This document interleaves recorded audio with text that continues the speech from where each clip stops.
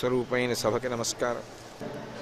ఏదైనా ఒక ముఖ్యమైనటువంటి విషయం లోకంలో ప్రకాశించాలన్నా పరమేశ్వరుడు చిత్ర విచిత్రమైనటువంటి విశేషాన్ని ఒకదాన్ని నిర్వహిస్తూ ఉంటాడు. లోకానికంతటికీ కూడా యుగంతో సంబంధం లేకుండా తరించడానికి అవసరమైనటువంటి విజ్ఞానాన్ని అందించడానికి ప్రస్థానత్రయంలో ఒకటైనటువంటి భగవద్గీతని అందించవలసినటువంటి సమయం ఆసన్నమైతే భగవద్గీతని అర్జునుడికి చెప్పడం కోసం కురుక్షేత్ర సంగ్రామ భూమి యందు అర్జునుడికి మోహం కలిగితే ఆ మోహాన్ని పోగొట్టడం అనేటటువంటి ప్రయత్నంలో ద్వాపరయుగం దాటిపోయి కలియుగం వచ్చినా సరే మనందరికీ కూడా నిత్య జీవితంలో కానీ జ్ఞానాన్ని పొందడంలో కానీ విశేషమైనటువంటి ఉపకారం చెయ్యడం కోసం మనకి భగవద్గీతని అందించాడు. ఒకనాడు కురుక్షేత్రంలో అర్జునుడు పొందినటువంటి మోహం భగవద్గీత రావడానికి కారణమైంది. ఒకనాడు త్రేతాయుగంలో రామరావణ సంగ్రామం జరుగుతున్నప్పుడు రామచంద్రమూర్తి బడలిపోయినటువంటి కారణం చేత ధర్మాన్ని నిలబెట్టడం కోసం అధర్మాన్ని నాశనం చెయ్యడం కోసం మహానుభావుడైనటువంటి అగస్త్య మహర్షి బయలుదేరి వచ్చి రామచంద్రుడికి ఆ ఆదిత్య హృదయాన్ని ఉపదేశం చేశాడు. ఆనాడు రాముణ్ణి నిమిత్తంగా పెట్టుకుని ఆ ఆదిత్య హృదయాన్ని ఉపదేశం చేసినటువంటి కారణం చేత మనందరికీ కూడా ఇవాళ ఆదిత్య హృదయం అందింది. అలాగే ఒక సుప్రసిద్ధమైనటువంటి క్షేత్రాన్ని మనకందరికీ కూడా పరిచయం చెయ్యడం కోసం ఆ క్షేత్ర వైభవాన్ని మనకు అందించడం కోసం భగవంతుడు ఒక్కొక్కప్పుడు చాలా చిత్ర విచిత్రమైనటువంటి లీల నిర్వహిస్తూ ఉంటాడు. అటువంటి లీల ఆయన నిర్వహించాలి అంటే దానికి తగినటువంటి దక్షుడైనటువంటి వ్యక్తి కావాలి.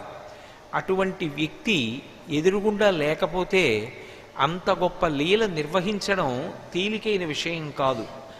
అర్జునుడు లాంటి జిజ్ఞాసు ఎదురుగుండా ఉన్నాడు కాబట్టి కృష్ణ పరమాత్మ భగవద్గీత చెప్పడానికి అవకాశం కలిగింది. అలాగే రామచంద్రమూర్తి లాంటి ఉత్తముడైనటువంటి సాధకుడు ధర్మాత్ముడు ఎదురుగుండా ఉన్నాడు కాబట్టి శిష్యుడిగా ఆనాడు అగస్త్య మహర్షి ఆదిత్య హృదయాన్ని అందించగలిగాడు. అలాగే పరమశివుడు కూడా ఈ భారతదేశంలో ఉన్నటువంటి క్షేత్రాలలో పరమ ప్రఖ్యాతమైనటువంటిది పరమాద్భుతమైనటువంటి దక్షారామ క్షేత్రం యొక్క వైభవాన్ని ప్రకాశింపచేయడానికి ఒకప్పుడు స్వయంగా వ్యాస మహర్షిని ఆధారంగా తీసుకున్నాడు. వ్యాసుడంటే సామాన్యమైనటువంటి వ్యక్తి కాదు.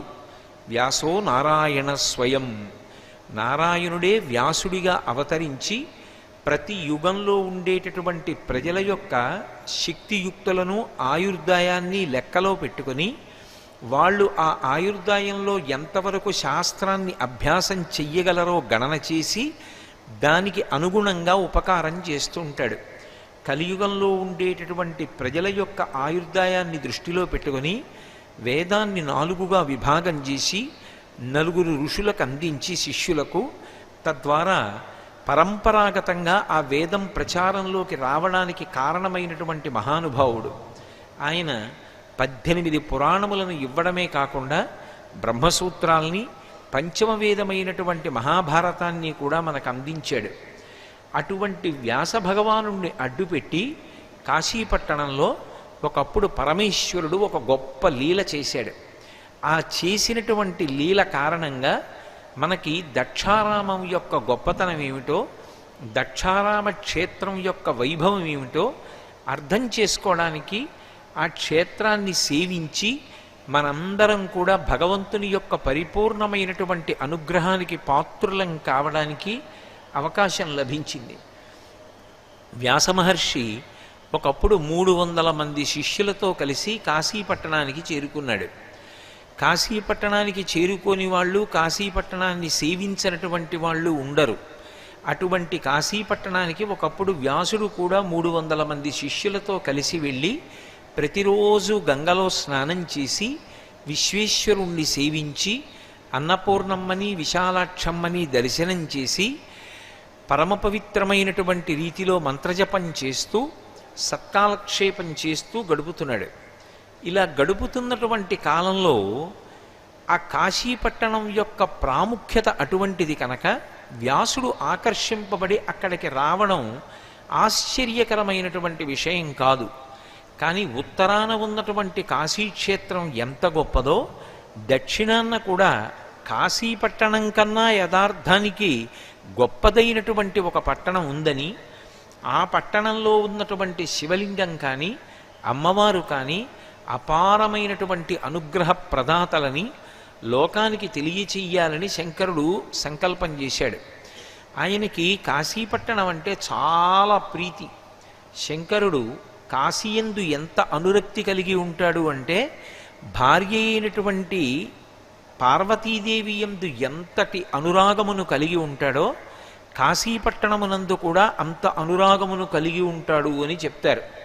అందుకే గౌరీ యొక్కతే ఆకాశ గంగ యొక్కతే, కాశీ యొక్కతే దక్షిణ కాశీ యొక్కతే, నలుగురును శంభునకు లోకనాయకునకు రాణివాసమ్ములను రాగ రసము పేర్మి అంటారు. పరమశివుడికి భార్య ఎవరు అని అడిగితే మనం తడువుకోకుండా వెంటనే పార్వతీదేవి అంటాం. కానీ పార్వతీదేవి మీద ఆయనకి ఎంత ప్రీతి కలిగి ఉంటాడో అంత ప్రీతిని కూడా ఇంకొక ముగ్గురు ఎందు కలిగి ఉంటాట. అందుకే ఆ ముగ్గురి పట్ల ఆయనకి ఉన్నటువంటి ప్రీతి కారణంగా వాళ్ళని కూడా భార్యలతో సమానమైనటువంటి స్థానం ఇస్తారు. పత్నీస్వరూపం ఎప్పుడూ పార్వతీదేవిదే, కానీ భార్యతో సమానమైనటువంటి స్థానాన్ని గౌరీదేవి కాకుండా ఇంకో ముగ్గురు పొందారు. అందుకే గౌరీ యొక్కతే ఆకాశ గంగ యొక్కతే. పరమప్రీతితో ఒకనాడు భగీరథుణ్ణి అనుగ్రహించడం కోసం ఆ గంగావతరణం జరిగినప్పుడు ఆ గంగా నదిని జటాజూటంలో వహించాడు. రంగతుంగతరంగ సంఘములతో రంజిల్లు ఘోషంబుతో బంగారంబగు పొంగుతో నురగతో పువ్వాట తుంపర్లతో భంగుల్సల్పుచు జంఘలించుచు నభోభాగము నుండి జారన్ గంగమ్మను దల్చితే శిరమునన్ రంజిల్లుతున్ శంకరా అంటారు. ఆ గంగావతరణం జరిగినప్పుడు గంగానదిని జటాజూటంలో పట్టాడు. అందుకని గౌరీ యొక్కతే ఆకాశ గంగ యొక్కతే, కాశీ యొక్కతే. కాశీపట్టణం అంటే ఆయనకి అంత ప్రీతి, ఎప్పుడూ ఆ పట్టణాన్ని విడిచిపెట్టకుండా ఉంటూ ఉంటాడు. అందుకే కాశీపట్టణాన్ని పార్వతీదేవితో సమానమైనటువంటి భార్యాస్థానంలో చెప్తారు. దక్షిణ కాశీ యొక్కతే, దక్షారామ క్షేత్రాన్ని దక్షిణ కాశీ అని వర్ణిస్తారు. అందుకే దక్షారామం అంటే పార్వతీదేవి అంటే ఎంత ప్రీతిని పొంది ఉంటాడో అంత ప్రీతిని పొంది ఉంటాడు. కాబట్టి గౌరీ యొక్కతే ఆకాశ గంగ యొక్కతే, కాశీ యొక్కతే దక్షిణ కాశీ యొక్కతే, నలుగురును శంభునకు లోకనాయకునకు రాణివాసమ్ములనురాగ రసము పేర్మి. నలుగురు కూడా భార్యాస్థానంతో సమానమైనటువంటి స్థానంలో ముగ్గురుంటే, భార్యాస్థానంలో పార్వతీదేవి ఉంటే, శంకరుడు నలుగురు భార్యలను పొంది ఉన్నాడా అన్నంత ప్రీతి వీటి పట్ల ప్రదర్శిస్తూ ఉంటాడు అంటారు. అందుకే ఆ కాశికాపట్టణము శంకరుని నెలవు, కలి ప్రవేశింపడానంద కాననమున శ్రీనివాసంబు వారాణసీపురంబు ముక్తి సంధాయకంబు అవిముక్తకంబు అంటారు. ఆ కాశీపట్టణం గురించి చెప్తూ అది ఎంత గొప్పది అంటే, కాశీపట్టణము శంకరుని నెలవు. ఆ కాశీపట్టణం పరమశివుడు ఎప్పుడూ కూడా నివాసం ఉండేటటువంటి స్థానం. శంకరుడు స్థూలమైనటువంటి రూపంతో ఆ పట్టణంలో విహారం చేస్తూ ఉంటాడు అని చెప్తారు. కలి ప్రవేశింపడానందకాననమున, ఆనందకాననము అని కాశీపట్టణానికి పేరు. కాశీపట్టణంలోకి కలిపురుషుడు ప్రవేశించడు. అందుకే కాశీపట్టణ ప్రవేశమే అంత గొప్పదిగా చెప్తారు. అది శ్రీనివాసంబు వారాణసీపురంబు, శ్రీమంతమై అనేకమైనటువంటి విభూతుల్ని మనుష్యులకు కటాక్షించడంలో కాశీపట్టణం అంత గొప్పది. అది మోక్ష సంధాయకంబు అవిముక్తకంబు. కాశీపట్టణాల్లో వెళ్ళినటువంటి వాళ్ళు నివాసం చేసి కాశీలో శరీరత్యాగం చేస్తే వాళ్ళు తప్పకుండా మోక్షాన్ని పొందుతారు అని ప్రతీతి. ఎందుచేత అంటే కాశీపట్టణం ఒక్క దాంట్లోనే ఒక విశేషం ఉంది. అది ఏ ప్రాణి కానివ్వండి. రామకృష్ణ పరమహంస ధ్యానంలో దర్శనం చేశారు. అది మనుష్యుడే కావక్కర్లేదు. చీమ కానివ్వండి, దోమ కానివ్వండి, ఈగ కానివ్వండి, పిల్లి కానివ్వండి, కుక్క కానివ్వండి, కాశీపట్టణంలో ప్రాణత్యాగం చేసేటప్పుడు కుడి చెవి పైకి పెట్టి ప్రాణం వదిలిపెడతాయిట. ఎందుకని అంటే ఆ ప్రాణి ఏదైనా సరే అది ప్రాణత్యాగం చేస్తూ శరీరాన్ని విడిచిపెట్టేటటువంటి సమయంలో శంకరుడు బయలుదేరి వచ్చి ఆ ప్రాణి యొక్క కుడి చెవిలో ప్రణవోపదేశాన్ని చేస్తాడు. చేసి ఇక మళ్ళీ పుట్టవలసినటువంటి అవసరం లేకుండా ఆ ప్రాణిని తనలో కలుపుకుంటాడు. కాశీఖండంలో వర్ణిస్తారు. పాలిండ్లు కదలంగ పసిడిపయ్యద వీచు అచలాధిపుని కూర్మి ఆడుబిడ్డ ధూత్కారమునరించి తొండంబు ముక్కున శిఖరారావంబు జిలుకు డుంఠి ప్రథమోత్తముండు భృంగి భయరక్షణార్థంబు పాలాగ్రమున తీర్చు భసితరేఖ. ఆ కాశీపట్టణంలో ఎవరైనా ఒక ప్రాణి శరీరాన్ని విడిచిపెట్టడానికి సిద్ధపడుతుంటే మొట్టమొదట జరిగేటటువంటి విశేషం ఏమిటంటే పార్వతీదేవి కదిలి వస్తుంది. కదిలి వచ్చి పాలిండ్లు కదలంగ పసిడిపయ్యద వీచు అచలాధిపుని కూర్మి ఆడుబిడ్డ. స్వయంగా హిమవంతుని యొక్క కుమార్తె అయినటువంటి హైమవతి ఆ పార్వతీదేవి ఇంకా కొద్ది సేపట్లో ప్రాణం విడిచిపెడతాడనగా ఆ వ్యక్తికి తన యొక్క పవిట కొంగుతో విసురుతుందిటే. విసిరి, అయ్యో ప్రాణోత్క్రమణం అవుతోందని బెంగపెట్టుకుంటున్నావా? బెంగపెట్టుకోకు, నువ్వు ప్రశాంతపడమని అమ్మవారు వచ్చి స్వయంగా పవిట కొంగుతో విసురుతుంది.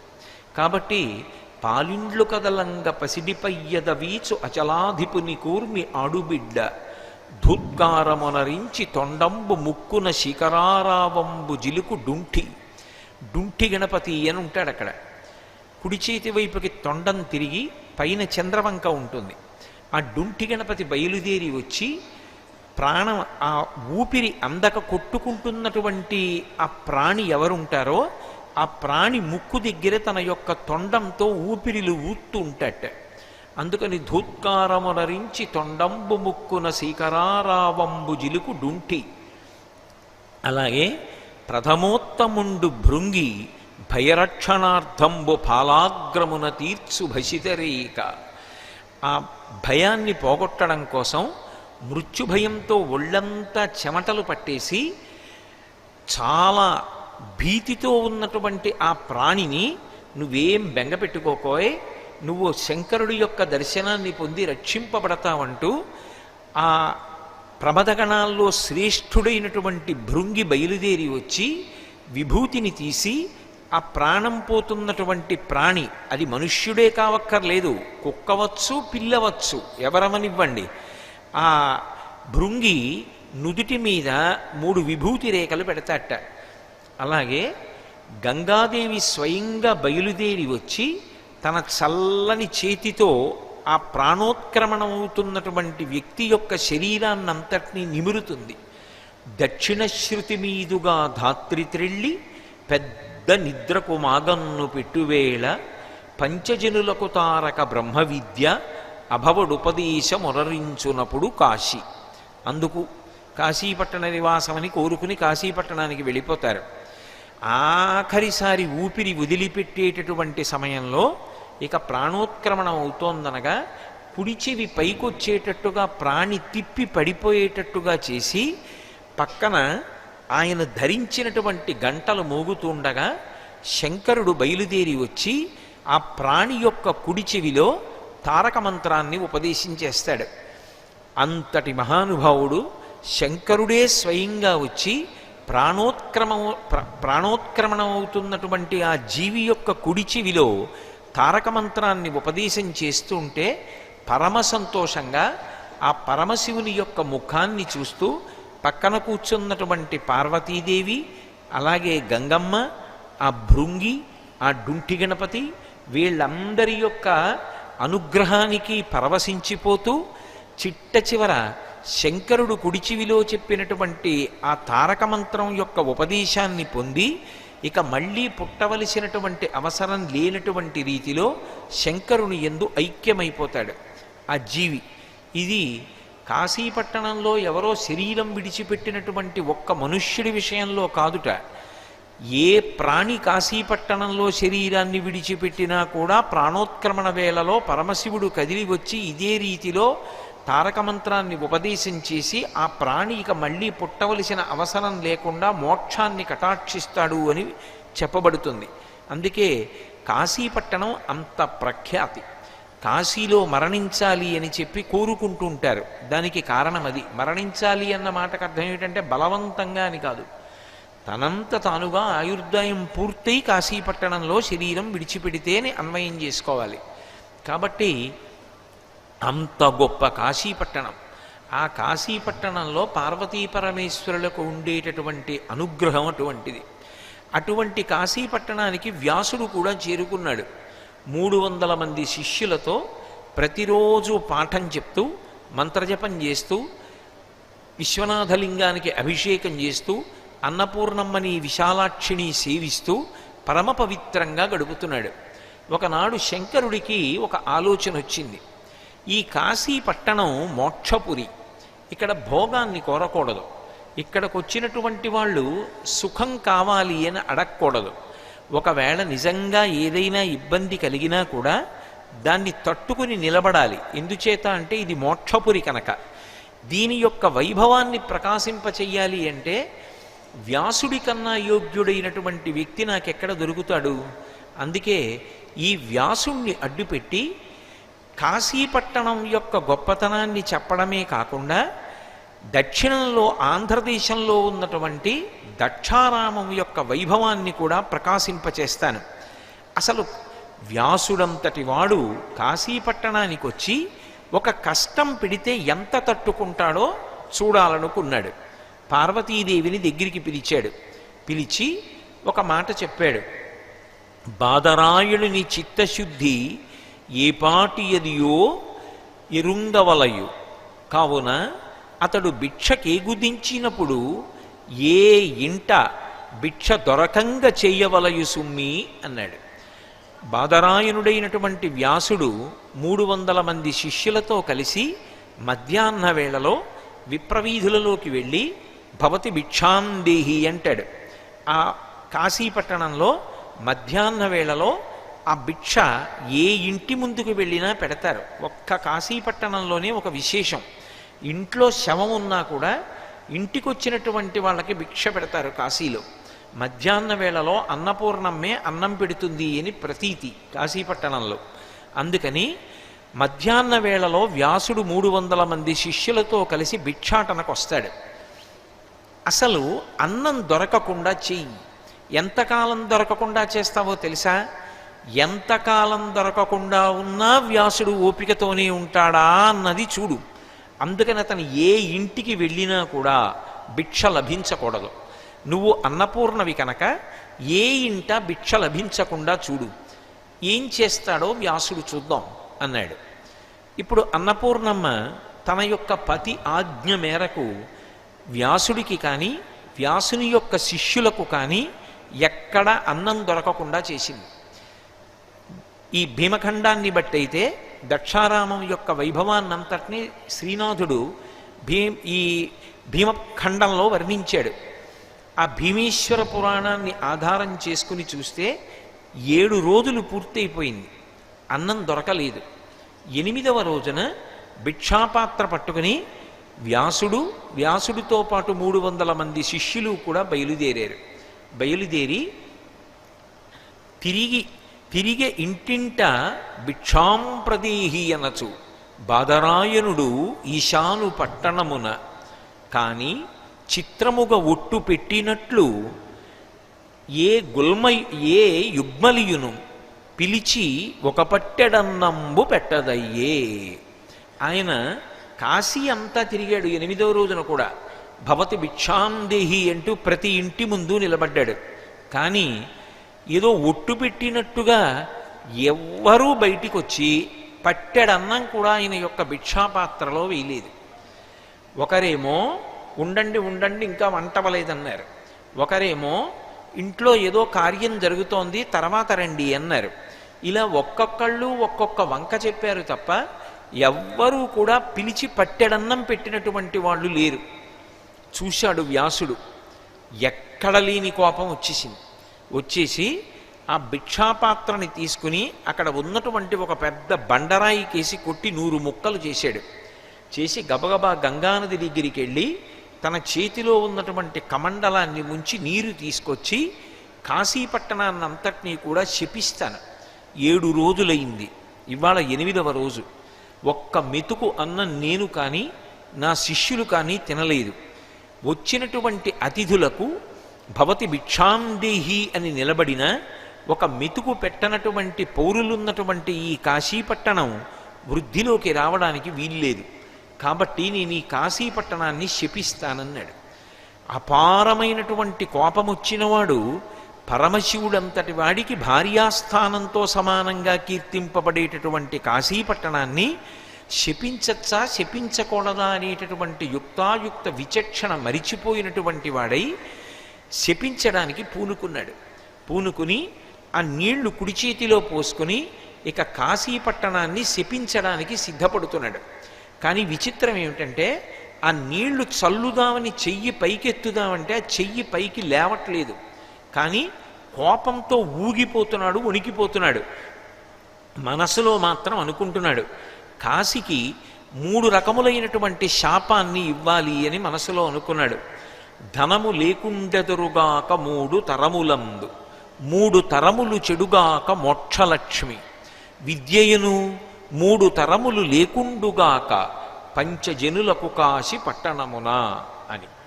ఈ కాశీపట్టణంలో ఎవరైనా వచ్చి ఉంటే ఆ ఉన్నటువంటి వాళ్ళకి 3 తరాల పాటు ఐశ్వర్యము కలగకుండుగాక, వాళ్ళు నిరుపేదలైపోవుదురుగాక. 2వ శాపం, కాశీపట్టణానికి వచ్చి ఎవరైనా నివాసం చేస్తే వాళ్ళ వంశంలో వాళ్ళు 3 తరాల పాటు మోక్షమును పొందకుండెదరుగాక. 3వ శాపం. అంటే ఎంత కోపం వచ్చేసిందో చూడండి. క్షుత్, ఆకలనేటటువంటిది ఓర్చడం అంత కష్టం. అందుకని 3వ శాపం ఏమిటి అంటే, ఎవరు కాశీపట్టణానికి వచ్చి ఉంటారో వాళ్ళ వంశంలో 3 తరాల పాటు ఎవ్వరికీ చదువు రాకుండుగాక అని శపించాలని ఆ నీళ్లు ఇక చేతిలో పోసుకుని ఆ మాట అనాలనుకుంటున్నాడు. కానీ చెయ్యి కదలడం లేదు. ఇంతలో భళ్ళును తలుపులు తెరుచుకున్నాయి.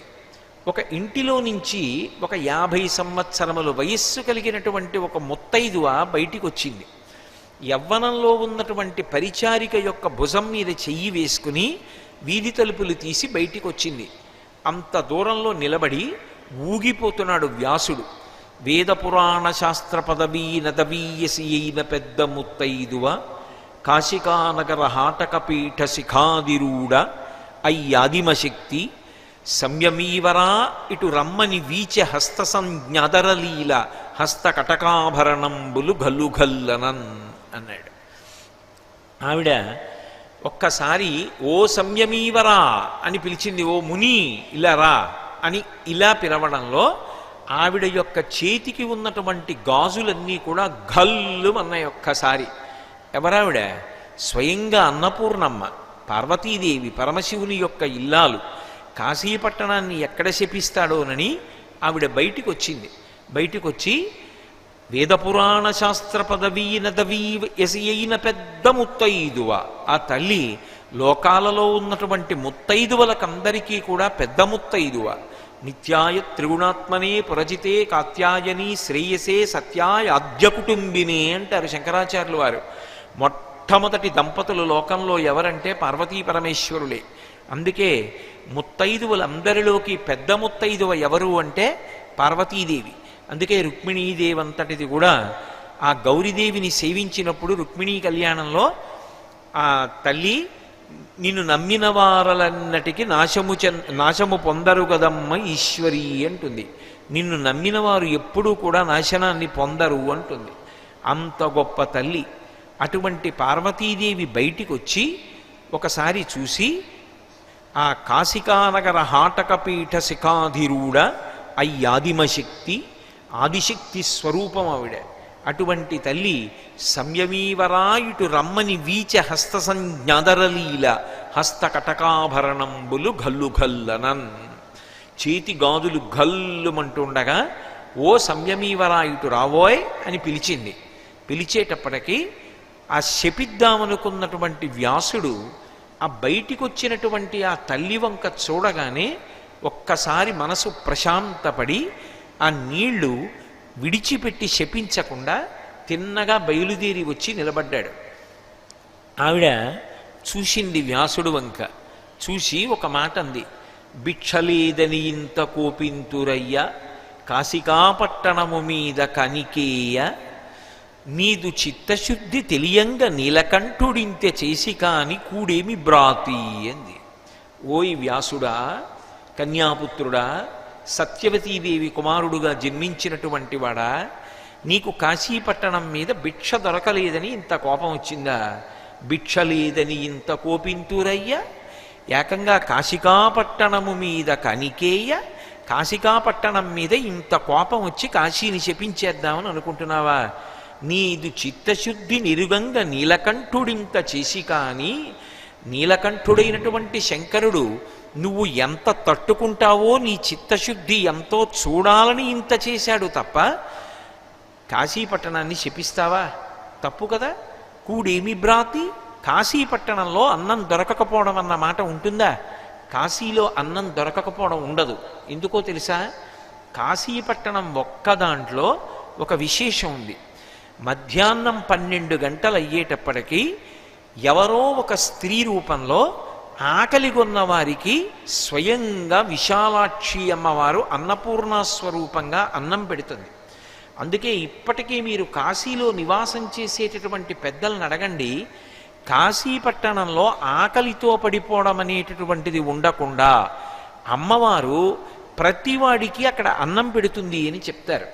అందుకే శ్రీ విశాలాక్షి బంగారు త్రిడ్డునందు అమృతపాయసమొసగు అభ్యాగతులకు కాశికాపురి మధ్యాహ్న వేళలందు వినవే ఎరుగవే ఆతిథ్య వేళలందు.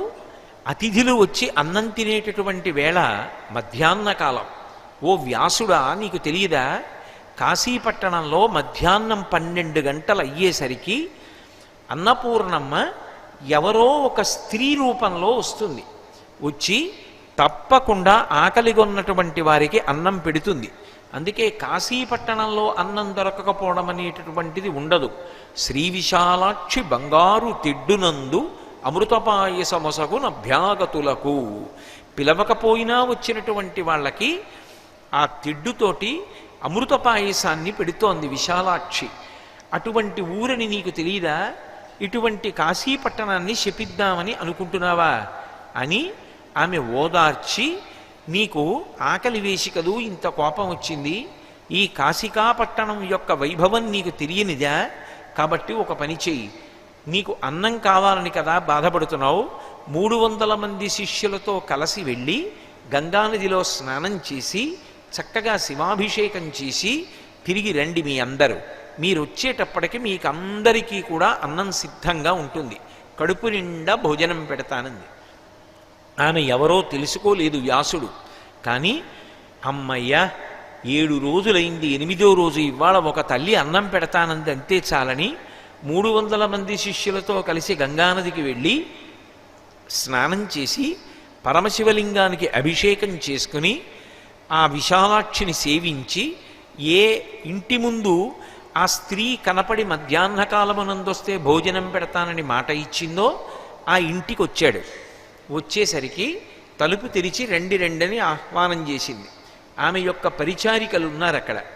వాళ్ళందరూ కూడా చక్కటి అరిటాకులు వేసి ఆ పంక్తి నియమం ప్రకారంగా అందరినీ కూర్చోపెట్టారు. కూర్చోపెట్టి, మీ అందరూ కూడా మనసులో విశ్వేశ్వరుణ్ణి ధ్యానం చేసుకోండి, ఇప్పుడు మీకు కావలసినటువంటి పదార్థాలన్నీ వడ్డిస్తారు, మీరు చక్కగా తినచ్చు అన్నారు. అరిటాకులు చూస్తే ఖాళీ, కానీ ఆ వచ్చేటువంటి వాళ్ళు మాత్రం మీకు వడ్డిస్తారు, మీరు భగవద్ధ్యానం చేసుకుని చక్కగాను ఆ పారాయణం అయిపోయిన తర్వాత నీళ్లు విడిచిపెట్టండి, మీకు వడ్డన జరుగుతుందన్నారు. వ్యాసుడు భగవద్ధ్యానం చేశాడు, ఆయనతో పాటు శిష్యులు చేశారు. కానీ ఆయనకు అనుమానం వచ్చింది. వండిన చప్పునన్ పొగపు వాసనయున్ పొగబారెడు చందమున్ భాండ సమృద్ధి సంపదయు పాక విభూతియు కానంబడదు. అసలు ఇక్కడ చూస్తే వండిన చప్పునన్ ఎక్కడైనా వంటలు చేస్తుంటే వంటలు చేస్తున్నటువంటి చప్పుళ్ళు వస్తాయి. ఆ వంటలు చేసినటువంటి చప్పుడు వినపట్టలేదు. పొగపు వాసనయున్ పోపు పెడుతున్నప్పుడో వంట చేస్తున్నప్పుడో వాసన రావాలి. అసలు ఏ వాసన రావట్లేదు. పొగపు వాసనయున్ పొగ బారిడి చందమున్ వంట చేస్తున్న చోట పొగ బయటికి వెళ్ళాలి. అసలు ఆ పొగ ఏమీ బయటికి వెళ్ళట్లేదు. భాండ సమృద్ధి సంపదయు ఏదో 300 మంది శిష్యులతో అన్నం తినడానికి వచ్చాను, ఏదో గిన్నెలు అలా పట్టుకెడుతూ ఇలా పట్టుకెడుతూ హడావుడు ఉండాలి. వండినటువంటి పదార్థాలతో కూడుకున్నటువంటి పెద్ద పెద్ద గుండిగలు తెచ్చి అక్కడ పెట్టి గరిటెలు తెచ్చుకుని చెంచాలు తెచ్చుకుని సిద్ధపడాలి. కానీ అవేమీ కనపట్టలేదు. భాండ సమృద్ధి సంపదయు రిక్తమయ్యే. అసలు ఇక్కడ ఏమీ కనపట్టలేదు.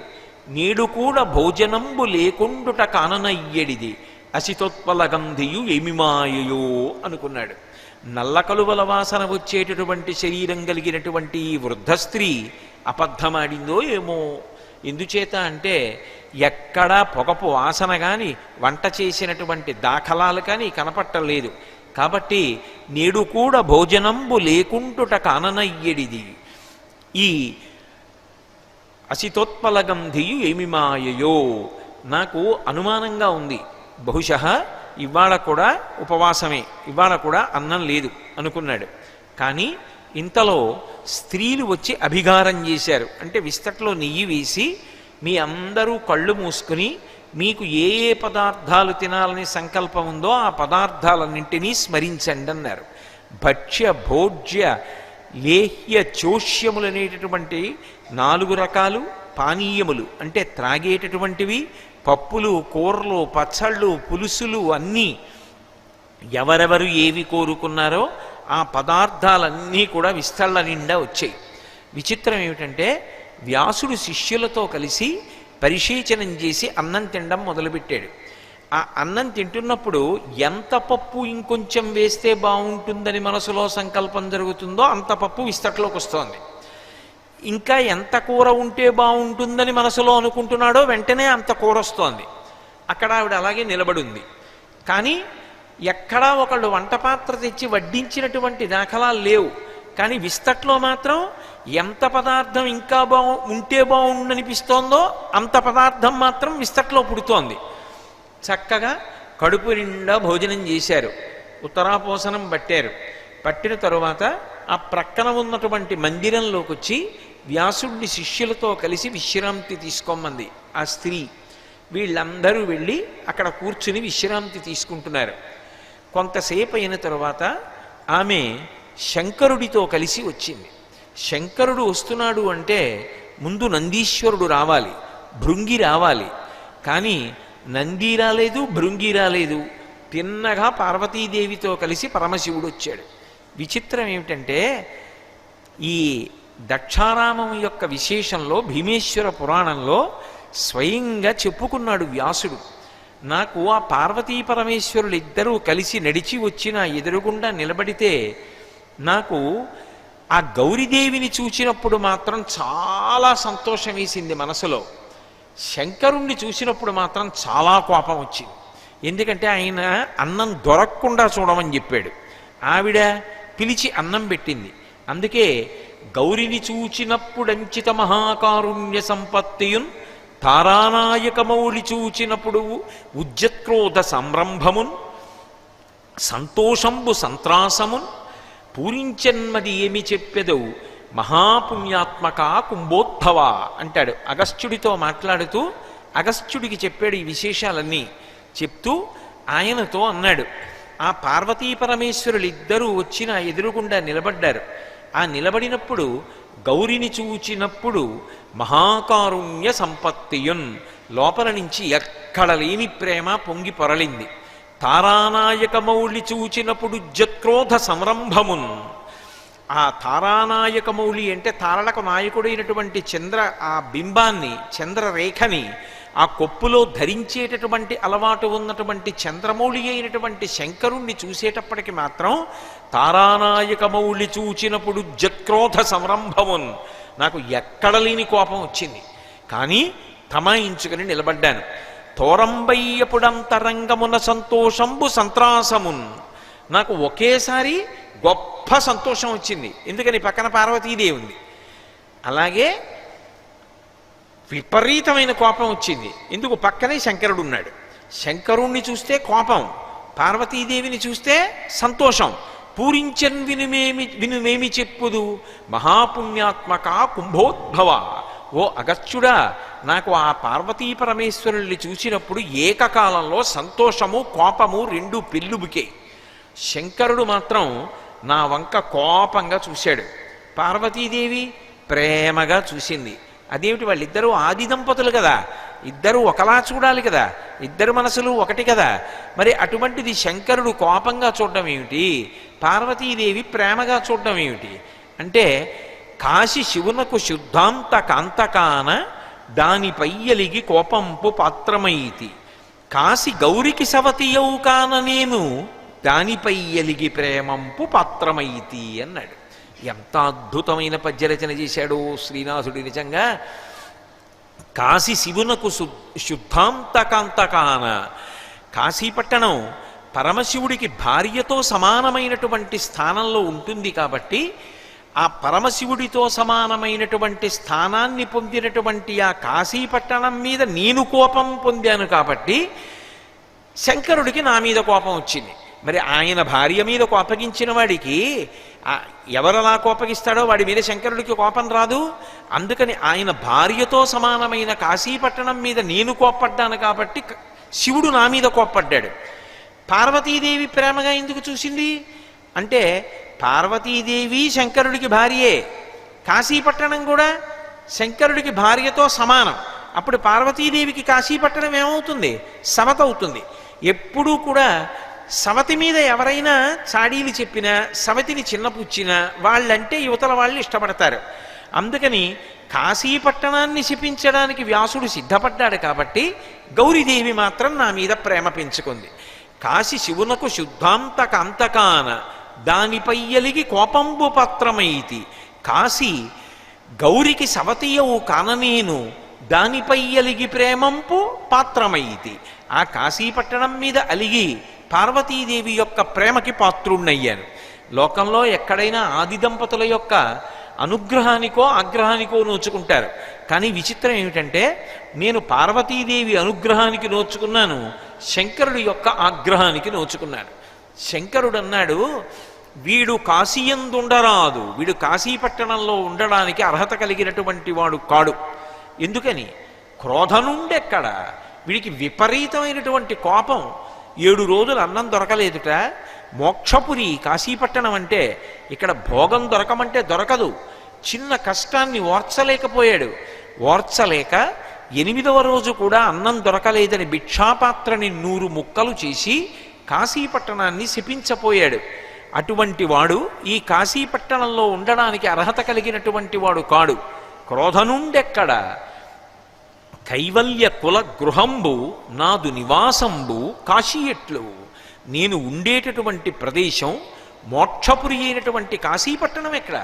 కాబట్టి వీడు కాశీలో ఉండడానికి వీల్లేదు. నాకు వీణ్ణి చూస్తే ఎంత కోపం వస్తోందంటే, వీణ్ణి ఎత్తి బండరాతికేసి ముక్కల కింద కొట్టాలనుంది. కాబట్టి ఉత్తర క్షణంలో వీణ్ణి శిష్యులతో కలిసి కాశీపట్టణాన్ని విడిచిపెట్టి వెళ్ళిపోమ్మను అన్నాడు.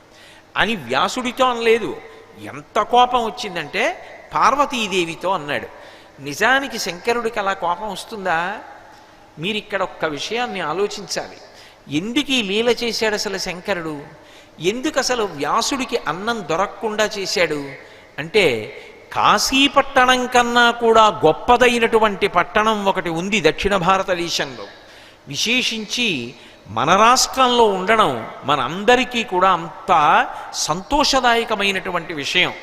ఆ పట్టణం యొక్క వైభవాన్ని ప్రకాశింపచేయాలని, లోకంలో అందరికీ ఆ పట్టణం యొక్క గొప్పతనాన్ని తెలియచెయ్యాలని దానికి తగినటువంటి వ్యక్తి వ్యాసుడు తప్ప ఎవడో ఎల్లయ్యనో పుల్లయ్యనో దానికి ఎంచుకుంటే నడిచేటటువంటి విషయం కాదని వ్యాసుడిని అడ్డుపెట్టి లీల చేశాడు.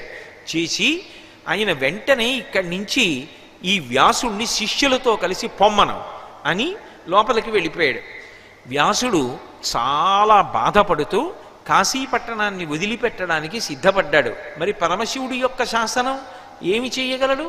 అప్పుడు పార్వతీదేవి పిలిచి ఒక మాట అంది, వెరవకమో కుమార 10,000 విధంబులనైన నిన్నునే మరువ మరేడకుంచనుటమాని సుఖంబుగ దక్షవాటికన్ తొరగలికొన్న సమ్మదముతో గమనింపుము భీమనాయకుండరకొరలేని వేల్పు సకలాభ్యుదయంబులు నీకు అయ్యడున్ అంది. ఆవిడంది, వెరవకుమో కుమార, ఓ కొడక. వ్యాసుడు ఆవిడికి కొడుకుతో సమానం కాబట్టి, ఓ వ్యాసుడా, ఓ కుమారుడా, నువ్వు బెంగపెట్టుకోకు, నువ్వు భయపడకు. వెరవకుమో కుమార 10,000 విధంబులనైన నిన్ను నీ విడువ, 10,000 విధాలుగా చూసినప్పటికీ కూడా నిన్ను నేను విడిచిపెట్టను. నీకేమీ బెంగలేదు. దొరగలికొన్న సమ్మదముతో దక్షవాటికంచేరుము సమ్మదముతో గమనింపుము. నువ్వు వేరెచ్చటకుంచనుటమా అని ఇంకెక్కడికి వెళ్ళకు. తిన్నగా దక్షిణ భారతదేశం వెళ్ళు. అక్కడ ఆంధ్రదేశం ఉంది. ఆంధ్రదేశంలో తూర్పుగోదావరి జిల్లా ఉంది. ఆ జిల్లాలో దక్షారామం అనబడేటటువంటి క్షేత్రం ఉంది. ఆ క్షేత్రానికి వెళ్ళు. అక్కడే ఇక్కడ కాశీపట్టణంలో ఉన్నటువంటి విశ్వేశ్వరుడన్న పేరుతో ఉన్నటువంటి పరమశివుడు ఎంత శక్తివంతుడో అంతకన్నా ఎక్కువ అనుగ్రహ శక్తితో భీమనాయకుండరకొరలేని వేల్పు, అరకొరలేనటువంటి గొప్ప దైవం భీమనాయకుడు. ఆయన దక్షారామ క్షేత్రంలో వెలిసి ఉన్నాడు. ఈశంకరుడే అక్కడ భీమనాయకుడు అన్న పేరుతో ఉన్నాడు. భీమనాథుడు అని పిలుస్తారు. కాబట్టి నువ్వు ఆ దక్షారామ క్షేత్రానికి చేరుకుంటే సకలాభ్యుదయంబులు నీకు అయ్యడున్, నీకు సమస్తమైనటువంటి అభ్యుదయములు కలుగుతాయి. నువ్వేం బెంగపెట్టుకోక్కర్లేదు. కాబట్టి కాశీ వదిలిపెడుతున్నాననేటటువంటి బెంగతో నువ్వు ఏ విధమైనటువంటి క్లేశాన్ని మనసులో పొందకుండా తిన్నగా బయలుదేరి దక్షారామ పట్టణానికి చేరుకో అంది. వెంటనే మహానుభావుడు వ్యాసభగవానుడు 300 మంది శిష్యులతో కలిసి దక్షారామ క్షేత్రానికి బయలుదేరి వస్తున్నాడు. మధ్యలో అగస్త్య మహర్షి కనబడ్డాడు. అగస్త్య మహర్షితో మాట్లాడుతూ దక్షారామ క్షేత్రం గురించి పార్వతీదేవి ఏమని చెప్పిందో చెప్పాడు. చెప్తూ ఒక మాట అన్నాడు, అసలు నిజానికి ఈ యావత్ ప్రపంచంలో కూడా చాలా చాలా గొప్పదైనటువంటిది కర్మభూమి, వేదభూమి, యజ్ఞభూమి ఈ భారతదేశం. మళ్ళీ ఈ భారతదేశం అంతటిలోనూ కూడా చాలా గొప్పదైనటువంటి క్షేత్రం ఏది అంటే కాశీ ఎక్కుడు. కాశీ క్షేత్రం అన్ని క్షేత్రముల కన్నా కూడా చాలా గొప్ప క్షేత్రం. అంబ పార్వతి నాతోడ అనతిచ్చే కాశీ ఎక్కుడు క్షేత్ర సంఘములలోన కాశికన్నను ఎక్కుడు గౌరవమున భోగమోక్ష నివాసంబు దక్షవాటి. అంబ పార్వతి నాతోడ అనతిచ్చే ఈ దక్షారామ క్షేత్రం గురించి స్వయంగా అమ్మ అయినటువంటి పార్వతీదేవి నాతో ఒక విషయం చెప్పింది. ఏమని చెప్పిందో తెలుసా? క్షేత్రములన్నిటిలోకి గొప్పది ఏది అంటే కాశీక్షేత్రం. ఆ కాశీక్షేత్రం కన్నా గొప్ప క్షేత్రం ఈ భూమండలం మీద ఏదో తెలుసా? ఒక్క దక్షారామమే. దక్షిణ కాశీ అని పిలవబడినప్పటికీ కాశీ ఎక్కుడు గౌరవమున, కాశీ ఎక్కుడు క్షేత్ర సంఘములలోన కాశికన్నను ఎక్కుడు గౌరవమున భోగమోక్ష నివాసంబు దక్షవాటి.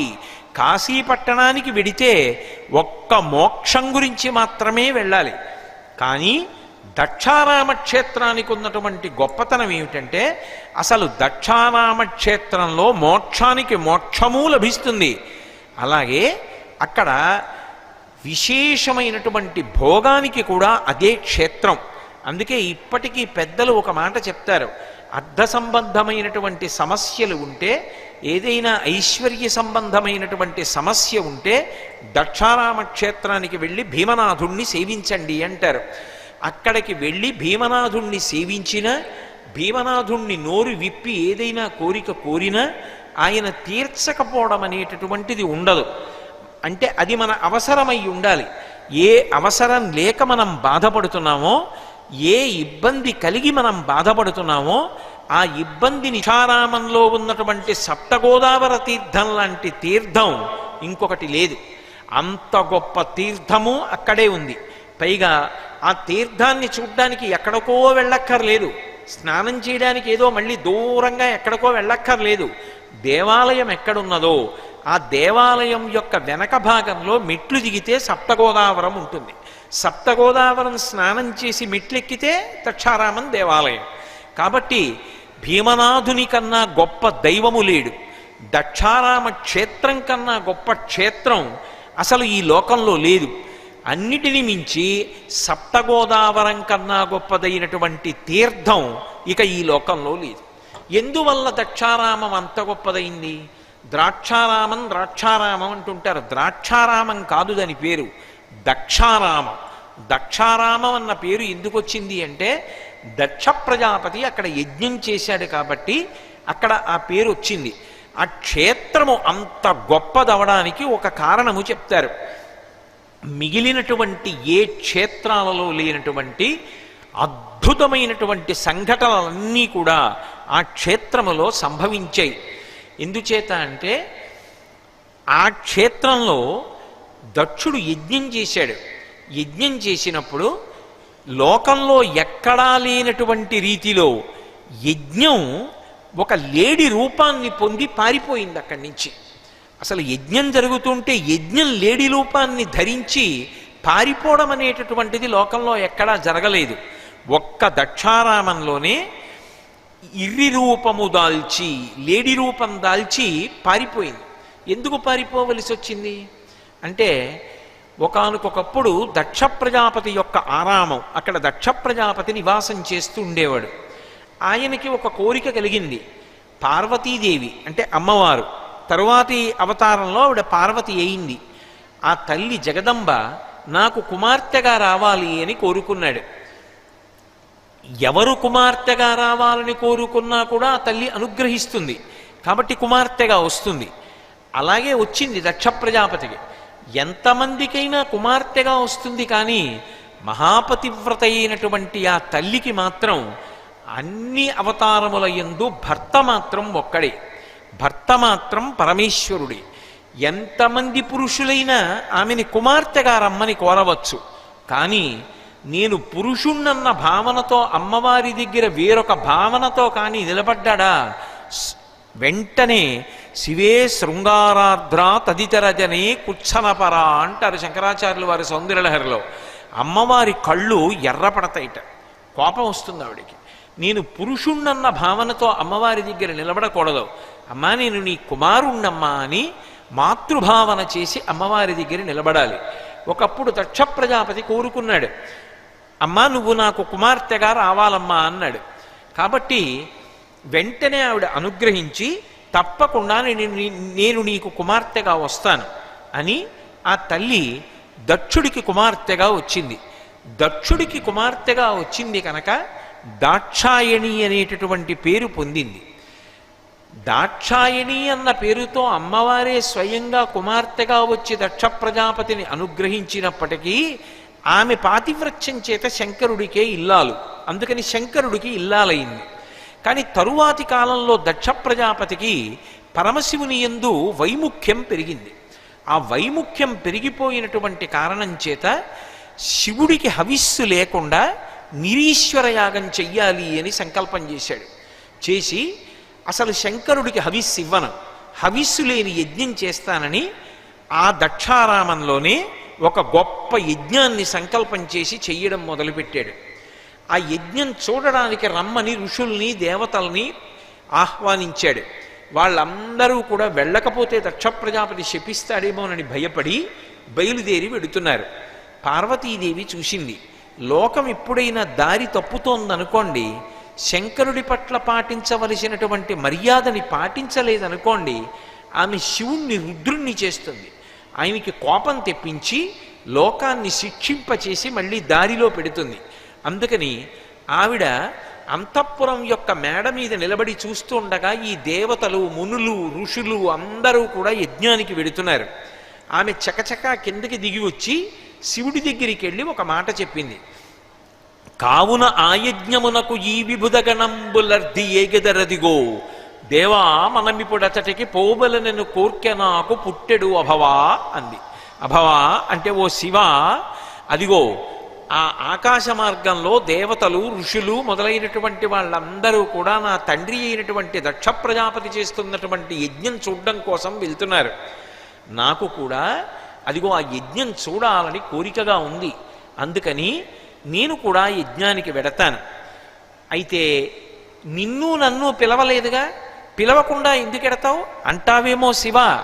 అనయము పిలువక యుండంచన అనుచిత మందువేని జనక గురు సుహృత్ జననాయక గేహములకు చనుచుందురు పిలవకున్న సజ్జనులధిపా అంది. పిలవకపోయినా నలుగురి ఇంటికి వెళ్ళవచ్చు. తండ్రి గారి ఇంట్లో శుభకార్యం జరుగుతుంటే పిలుపక్కర్లేదు, కూతురు అల్లుడు వెళ్ళవచ్చు. గురువుగారి ఇంట్లో ఏదైనా శుభకార్యం జరుగుతుంటే ప్రత్యేకంగా పిలవక్కర్లేదు, వెళ్ళవచ్చు. సుహృత్ అంటే మంచి స్నేహితుడి ఇంట్లో శుభకార్యం జరుగుతుంటే పిలవక్కర్లేదు. అలాగే రాజ్యాన్ని పరిపాలించేటటువంటి రాజుగారి ఇంట్లో శుభకార్యం జరుగుతున్నప్పుడు పిలవక్కర్లేదు, వెళ్ళవచ్చు. ఈ 4 కారణములకు వెళ్ళవచ్చు. నా తండ్రి కాబట్టి దక్ష ప్రజాపతి ఇంటికి వెళ్ళవచ్చు, కాబట్టి నేను వెడతాను అంది. ఆయన అన్నాడు, నువ్వు వెడితే నాకు అభ్యంతరం లేదు, కానీ కుటిల బుద్ధులైన కుజనుల ఇండ్లకు ఆర్యులేగవారనాదరమున బమలు మొడులు వేచి భూరి రోషాక్షులై చూతురదియుకాక సుదతి వినుము.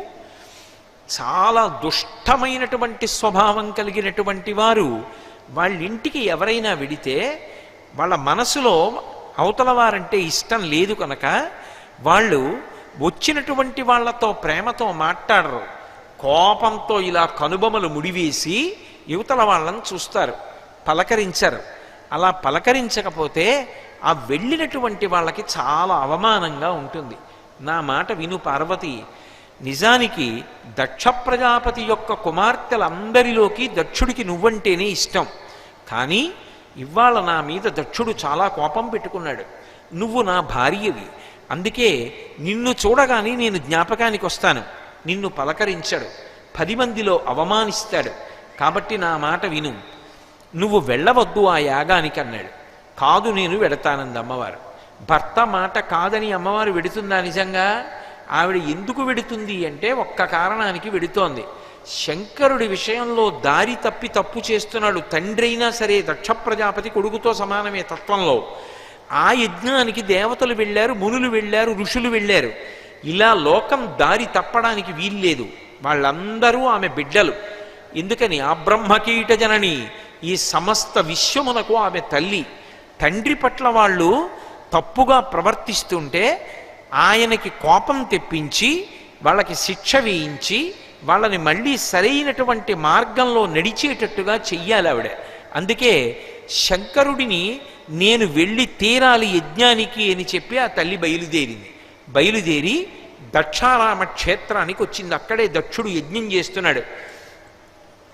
అక్కడికి బయలుదేరి ఆవిడ వస్తుంటే ఆవిడితో పాటుగా ప్రమదగణాలు కూడా బయలుదేరి వచ్చాయి.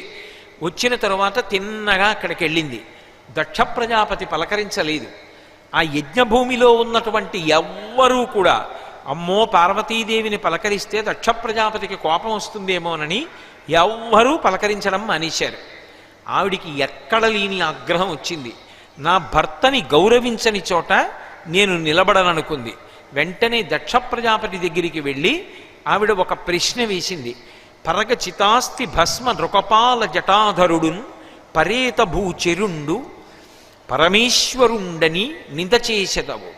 నువ్వు ఆయన ఏదో మెడలో పుర్రెల మాల వేసుకుంటాడని, శ్మశానవాసి అని నింద చేస్తున్నావు.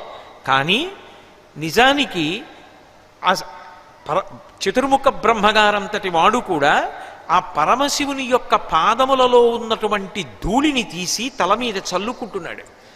ఆయన పైకి అలా కనపడతాడు, కానీ లోకములను కాపాడడం కోసం అలా ఉంటున్నాడు తప్ప శ్మశానంలో చిట్ట చివర తీసుకెళ్ళి వ్యక్తి ప్రాణం పోయిన తరువాత దహించేస్తారు. అప్పుడు జీవుడు శరీరంలోంచి లేచి నిలబడతాడు. తన వారన్న వారందరూ వెళ్ళిపోతారు కాలిపోయిన తర్వాత. వాడొక్కడే శ్మశానంలో మిగిలిపోతాడు. నేనున్నాను అని నిలబడే వాళ్ళు ఎవ్వరు ఉండరు. కొడుకులు, కూతుళ్ళు, అల్లుళ్ళు, బంధువులు అందరూ వెళ్ళిపోతారు. వాడు ఒక్కడే ఉండిపోతే బెంగ పెట్టుకోకురా, నేనున్నానని ఓదార్చడానికి శంకరుడు అక్కడ ఉన్నాడు. అటువంటి వాణ్ణి పట్టుకొని పరగ చితాస్తి భస్మ నృకపాల జటాధురుడున్ పరేతభూ చెరుండని శర్వునమంగళుగా తలంపరెవ్వరున్ ఒక్క నీవు తప్ప మరి వాక్పతి ముఖ్యులు అమ్మహాత్ము చరణ చరణ సరోజ రేణువులన్ సమ్మతి దల్పరే మస్తకంబులన్. నీ ఇష్టం వచ్చినట్టుగా శంకరుడు గురించి మాట్లాడుతున్నావే, ఆ శంకరుడు యొక్క పాదముల యొక్క ధూళిని నీ తండ్రి చతుర్ముఖ బ్రహ్మగారు తీసి రోజు నెత్తి మీద చల్లుకుంటాడు. నీకు బుద్ధి లేదా? నీ తండ్రి అంతటి వాడు శంకరుడి యొక్క పాద రేణువులను తీసి తల మీద చల్లుకుంటుంటే నువ్వు శివుణ్ణి నింద చేసి నీ ఇష్టం వచ్చినట్టు మాట్లాడుతున్నావే. నేను నీకు కుమార్తెనై పుట్టాను కాబట్టి దాక్షాయణి అని పేరు పెట్టుకున్నాను. నీ యొక్క కీర్తి ప్రకాశించడం కోసం దాక్షాయణి అని పిలిచినప్పుడల్లా దక్షుడి కూతురు అని అందరికీ గుర్తు రావాలి అని నేను దాక్షాయణి అని పేరు పెట్టుకున్నాను.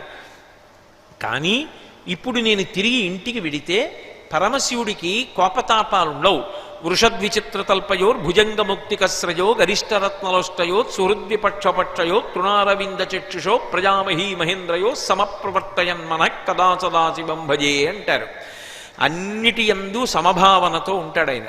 కాబట్టి నువ్వు ఒకవేళ ఇలా విరోధభావంతో ప్రవర్తించినా శంకరుడు మాత్రం మనసులో పెట్టుకోడు.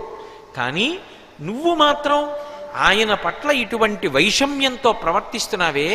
నేను తిరిగి వెళ్ళిన తరువాత పరమశివుడు పరమప్రీతితో దాక్షాయణి అని నన్ను పిలిస్తే నా మనసు చివుక్కుమంటుంది. నేను నీకు కూతురై వచ్చినందుకు ఆ పేరు పెట్టి పిలుస్తుంటే నాకు నువ్వు శంకరుణ్ణి నింద చేస్తున్నావన్న మాట గుర్తొస్తుంటే నీకు కూతురుగా ఉండకూడదనిపిస్తుంది. అందుకే ఈ శరీరంతో నేను ఉంటే నీ పేరుతో కలిపి నన్ను దాక్షాయణి అని పిలుస్తారు.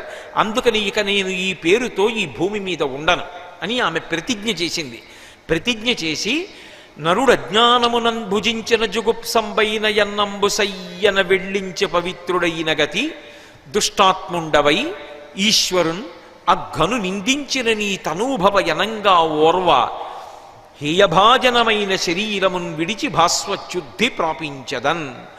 మనుష్యుడు తెలియక ఏ బల్లిపడినటువంటి పులుసునో పోసుకుని అన్నం తినేసినా చాలా బాగుంది చాలా బాగుందని పులుసు గరిటెతో తీసుకుని అన్నంలో పోసుకుని తినేసి ఆఖరణ పులుసు కొద్దిగా మిగిలితే గరిటెతో ఇలా తీస్తే అందులో చనిపోయిన పెద్ద బల్లి ఉందనుకోండి, రుచిగా ఉంది పులుసు అని చెప్పి నేను తిన్నానని కడుపులో ఉంచుకుంటాడా? కంఠంలో వేలు పెట్టుకుని మరీ కక్కు తెచ్చుకుని కడుపులో ఉన్న పదార్థాన్ని కక్కేస్తాడే. అలా ఇక పైన నీ కూతురు అన్న పేరుతో నేను ఈ శరీరంతో ఉండడానికి ఇష్టపట్టలేదు. కాబట్టి హేయభాజనమైన ఈ శరీరమున్ విడచి భాస్వచ్యుద్ధి ప్రాపించదన్, నేను ఈ శరీరాన్ని వదిలిపెట్టేస్తానని చెప్పి ఆ తల్లి యోగాగ్నిని రగల్చి అందులో తన శరీరాన్ని త్యాగం చేసేసింది. ఈ వార్త ప్రమదగణాలు పట్టుకెళ్ళి శంకరుడితో చెప్పారు. ఆ మాట విన్నాడు శంకరుడు. అప్పటి వరకు పరమప్రశాంతంగా కూర్చున్నటువంటి స్వామి ఒక్కసారి రౌద్రాన్ని పొందాడు.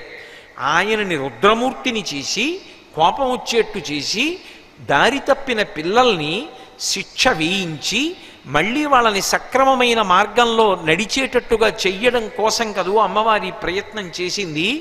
అందుకని ఆ తల్లి ఎప్పుడైతే శరీరాన్ని యోగాగ్నలో త్యాగం చేసిందనేటటువంటి మాట శంకరుడు విన్నాడో, ఆజ్యుండుగ్రుడు నీలకంఠుడివ దైత్యారాతి దష్టోష్టుడై అజ్జద్ధూరి మృగేంద్ర ఘోషమున భీమ ప్రక్రియన్నవ్వుచున్ విద్యుద్వహ్నిశిఖా సముచ్చయ రుచిన్ వెల్గొందు చించెజ్జటన్ సద్యక్రోధముతోడ పుంచివైచన్ క్షమాచక్ర మధ్యంబునన్. ఒక్కసారి కోపం వచ్చి ఆకాశంలో వర్షం వచ్చే ముందు నల్లని మబ్బు మధ్యలో మెరిసేటటువంటి మెరిపు ఎలా ఉంటుందో అటువంటి ఒక జడని పెరికి దాన్ని తీసి కైలాస పర్వతం మధ్యలో ఉన్నటువంటి ఒక శిలకి వేసి కొట్టాడు. కొట్టేటప్పటికి అందులోంచి ఒక అద్భుతమైనటువంటి శరీరం ఒకటి పుట్టి అది భూమి మీద పాదాలుంటే ఆకాశానికి తల తగులుతూ లేచి నిలబడింది. అభ్రంలిహాదభ్ర విభ్రమా భ్రభ్రమ కృనీల దీర్ఘ శరీరమర ప్రజ్వలజ్వలన దీప్త జ్వాలిక జ్వాల జజ్వల్యమాన కేశములు మెరయ జండ దిగ్వేదండ శుంఠాబదోర్దండ సహస్రద్యుతిహేతి సంఘమొప్ప వీక్షణత్రయలోక వీక్షణద్యుతిలోక వీక్షణ తతిదుర్నిరీక్షమగుచు గ్రకచ కఠిన కరాళ దంస్ట్రలు విలుంగ ఘన కపాలాస్తి మాలికలు దనర అఖిలలోక భయంకరుండగుచు మా వీరభద్రుడు దయించమారట రుద్రుడగుచు. ఆయన పుట్టినటువంటి ఆ ప్రాణికి వీరభద్రుడు అని పేరు. ఆయన భౌమ్యాకాశములు ఏకమైపోయేటట్టుగా అంత ఎత్తున శరీరం ఉండేటట్టుగా పుట్టాడు. ఆయన వెంట్రుకలు ఇలా నిలబడితే ఏదో అగ్నిహోత్రం వెలుగుతుంటే ఎలా ఉంటుందో, వెంట్రుకల మీద దీపాలు పెడితే ఎలా ఉంటుందో అలా ప్రకాశిస్తూ మంటలు మండుతున్నట్టుగా ఉంది. 1000 బాహువులతో అనంతమైనటువంటి ఆయుధాలు చేతిలో పట్టుకొని పరమశివుడికి ప్రదక్షిణం చేశాడు. ప్రదక్షిణం చేసి, శివా ఏమి ఆజ్ఞ, దేని చేత నన్ను మీరు సృజించారని అడిగాడు. అడిగితే అదిగో దక్ష ప్రజాపతి ఆ దక్షారామంలో నాకు వ్యతిరేకంగా నాకు హవిస్సు లేనటువంటి యాగాన్ని చేస్తున్నాడు. అలా యాగాన్ని చేసినటువంటి కారణం చేత మీ తల్లి అయినటువంటి ఆ జగదంబ అక్కడికి వెళ్ళి యోగాగ్నిలో శరీరాన్ని విడిచిపెట్టింది. కాబట్టి ఆ దక్షయజ్ఞాన్ని ధ్వంసం చెయ్యి అన్నాడు. వెంటనే బయలుదేరి వీరభద్రుడు దక్షారామ క్షేత్రానికి వచ్చాడు. అందుకే దక్షారామంలో కొన్ని ఆశ్చర్యాలు జరిగాయి. ఎచ్చోట తాపారె ఇర్రి రూపము దాల్చ అతిసాద్ధసంబుతో నద్ధరంబు ఎచ్చోట వాటిల్లె భాషావధూటికి అతిజుగుప్సితమైన అంగవికృతి ఎచ్చోట ముచ్చిచ్చు లేడేసి నాల్కలు కొండనాల్కల వరకు కొతవడియే ఎచ్చోట నులివేడి ఎండపండులు రాల పోషర్కదంతంబు బూసివడియే చిందు వందయ్య ఎచ్చోట ఇందుయనుచు వీరభద్రుడి చెప్పెదురు ఎచ్చట వీరభద్ర విజృంభణంబు దక్షుడెచ్చోట పొట్టేలు దలధరించే భీమమండలి నుండు చెప్పుదురు భీమమండలి నుండు పెద్దమునులు అంటారు. దక్షవాటం ఆ దక్షారామ క్షేత్రానికి ఉండేటటువంటి గొప్పతనం ఏమిటంటే ఎచ్చోట దాబారి ఇర్రి రూపము దాల్చి అతిసాధ్వసంబుతో నద్ధరంబు. ఆ వీరభద్రుడు ప్రళయకాల భయంకరమైనటువంటి స్వరూపంతో వచ్చి ఆ 1000 చేతులలో ఉండేటటువంటి ఆయుధాలు పైకి తీసి దక్షయజ్ఞాన్ని ధ్వంసం చేసేస్తుంటే అసలు ఎప్పుడూ ఎక్కడా జరగనటువంటి రీతిలో ఆ యజ్ఞం భయపడిపోయి ఒక లేడీ రూపాన్ని పొంది, లేడీగా అయితే తొందరగా పరిగెత్తి పారిపోవచ్చని యజ్ఞం మొట్టమొదటిసారి భారతదేశంలో లేడీ రూపాన్ని ధరించి వీరభద్రుడికి దొరకకుండా పారిపోయినటువంటి భూమి దక్షారామం. కాబట్టి ఎచ్చోట దాబారి ఇర్రి రూపము దాల్చి అతిసాద్ధసంబుతో నద్దరంబు ఎచ్చోట పాటిల్లె భాషావధూటికి అతిజుగుప్సితమైన అంగవికృతి. ఈ చోట వాటిల్లే భాషావధూటి అంటే సాక్షాత్ సరస్వతీదేవి. ఆ సరస్వతీదేవి కూడా దక్షయజ్ఞానికి వచ్చింది. పరమశివుడికి హవిస్సు లేని యజ్ఞం జరుగుతోందని తెలిసి కూడా బ్రహ్మగారి కొడుకు కనుక కొడుకు మీద ఉన్నటువంటి వ్యామోహంతో దక్ష ప్రజాపతి తప్పు చేస్తున్నాడని తెలిసి వచ్చి కూర్చొని వీణ వాయిస్తోంది. మంచి పారవస్యంలో ఉంది. వచ్చినటువంటి వీరభద్రుడు దక్షయజ్ఞాన్నంతటినీ ధ్వంసం చేస్తున్నాడు. వచ్చిన వాళ్ళందరినీ చితక్కొట్టేస్తున్నాడు. అక్కడ కూర్చున్నది సరస్వతీదేవి. బొత్తిగా ఆవిడ పట్ల కూడా అమర్యాదగా ప్రవర్తిస్తే బాగుండదని పారవస్యంతో వీణ వాయిస్తున్నటువంటి సరస్వతీదేవి దగ్గరికి వెళ్ళి తన యొక్క 2 గోళ్లతోటి ఆవిడ ముక్కు పట్టుకుని గట్టిగా గిల్లి ఇలా తిప్పి లాగేశాడు. సరస్వతీదేవి యొక్క ముక్కు ఊడిపడిపోయినటువంటి క్షేత్రం దక్షారామం. కాబట్టి ఎచ్చోట వాటిల్లె భాషావధూటికి అతిజుగుప్సితమైన అంగవికృతి. తర్వాత మళ్ళీ ముక్కు పెట్టాడు పరమశివుడు.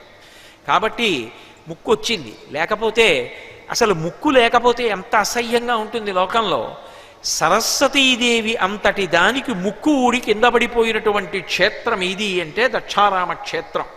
అంతేకాదు, ఎచ్చోట ముచ్చిచ్చు లేడేసి నాల్కలు కొండనాల్కుల వరకు కోతవడియే. ముచ్చిచ్చు అంటే 3 రకాలైనటువంటి అగ్నిహోత్రం, త్రేతాగ్నులు అంటారు.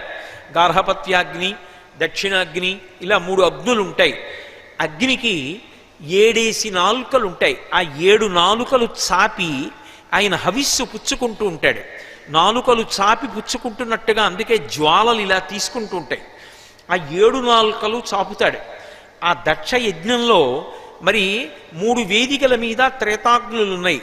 ఉండి స్వాహ అంటూ అక్కడ ఇస్తున్నటువంటి ఆ హవిస్సుని, ఆజ్యాన్ని అగ్నిహోత్రుడు నాలుకలు చాపి పుచ్చుకుంటున్నాడు. చూశాడు వీరభద్రుడు, నువ్వు ఇక్కడ కూర్చుని శంకరుడికి హవిస్సు లేకుండా యాగం చేస్తుంటే, అగ్నిహోత్రుడా నువ్వు బుద్ధి లేకుండా హవిస్సు పుచ్చుకుంటున్నావా అని బలవంతంగా ఇలా నోరు నొక్కి పెట్టి పట్టుకుని, ఆ నాలుకలు 7 నాలుకలు లాగి పట్టుకుని కొండ నాలుకల వరకు కోసేశాడు. 3 అగ్నిహోత్రాలకి కొండ నాలికల వరకు 7 నాలుకలు కోతబడినటువంటి క్షేత్రం ఏది అంటే దక్షారామ. అగ్నిహోత్రము యొక్క 7 నాలుకలు నేలబడినటువంటి క్షేత్రం కాబట్టి, ఎచ్చోట ముచ్చిచ్చులేడేసి నాల్కలు కొండ నాల్కల వరకు కోతవడియే, ఎచ్చోట ఎచ్చోట నులివేడి ఎండ పండులు రాల పూషార్కదంతంబు బోసివడియే. పూష అన్న పేరుతో బాలార్కుడు అంటారు, బాలసూర్యబింబం ఉంటుంది. ఆ ప్రాతకాలంలో బాలసూర్యుడు వచ్చాడనుకోండి, వేడి చాలా విపరీతంగా ఉండదు, ఏదో నులివేడి అంటారు చూడండి, కొద్దిగా గోరువెచ్చగా ఉంటుంది. ఆ గోరువెచ్చగా ఉండేటటువంటి నులివేడి తగిలేటట్టుగా ఉండేటటువంటి బాలార్కుడు, ఆ బాలసూర్యుడు దక్షయజ్ఞానికి వచ్చాడు. దక్షయజ్ఞానికి వచ్చి కూర్చున్నాడు. చూశాడు వీరభద్రుడు, నువ్వు కూడా వచ్చి కూర్చున్నావా ఇక్కడ అని ఆయన నోరు గట్టిగా దవడలు నొక్కి పెకలించి ఆయన నోట్లో ఉన్నటువంటి పళ్ళన్నీ పీకేసి కింద పడేశాడు. పూషార్కదంతంబు బోసివడియే. ఆ పూష అని పేరు కలిగినటువంటి బాలసూర్యుడి నోటిలో ఉన్నటువంటి పళ్ళన్నీ రాలిపోయినటువంటి క్షేత్రం దక్షారామం. అప్పటి నుంచే సూర్యనారాయణమూర్తికి పాయసాన్నం నైవేద్యం, తేలిగ్గా తింటాడని. కాబట్టి ఎచ్చోట నులివేడి ఎండపండులు రాల పూషార్కదంతంబు బోసివడియే. అలాగే దక్షుడెచ్చోట పొట్టేలు తలధరించే. ఆయన గొప్ప తపస్సు చేశాడు దక్ష ప్రజాపతి. మిగిలిన వాళ్ళనందరినీ పడగొట్టగలిగారు కానీ దక్ష ప్రజాపతిని పడగొట్టడం అంత తేలిక కాదు. అందుకే వీరభద్రుడు ఏం చేశాడంటే, ఆ దక్ష ప్రజాపతి యొక్క గుండెల మీద మోకాలు అంచి ఆయన తలకాయని గిరగిరగిరగిరగిర తిప్పి ఊడబెరికి ఆ యజ్ఞగుండంలో బారేశాడు. అది ఆ యజ్ఞంలో దగ్ధమైపోయింది. దగ్ధమైపోతే మొండెం ఒక్కటే మిగిలిపోయింది. తర్వాత బుద్ధి తెచ్చుకున్నటువంటి దక్ష ప్రజాపతి దక్షిణామూర్తిగా కైలాస పర్వతం మీద కూర్చున్నటువంటి పరమశివుణ్ణి వెళ్ళి ధ్యానం చేసి ఆరాధించాడు. మళ్ళీ భోళాశంకరుడు కనుక ఎంత కోపం వచ్చిందో అంత తేలికగా అనుగ్రహించగలిగినవాడు. వాగర్ధ వివసంపృక్తవు ఆగర్ధ ప్రతిపత్తయే జగత పితరవ్ వందే పార్వతీ పరమేశ్వరవు అని పేరు. ఆయన లోకములన్నిటికీ కూడా తండ్రి కనుక, అపారమైనటువంటి దయ కలిగినటువంటి వాడు కనుక, ఇంతలో కోపం వస్తే అంతలో వదిలిపెట్టేయగలిగినటువంటి వాడు కనుక, నిజానికి పరమశివుడికి కోపం రావడం అనేటటువంటి మాట ఉండదు. మీరు బాగా తెలుసుకోవాలి. ఎందుకో తెలుసా? ఈ మాట నేను చెప్పడం కాదు, వేదం చెప్పింది ఆయన గురించి. ఆయన గురించి చెప్తూ ఒక మాట చెప్పింది, సదాశివాయ అంది.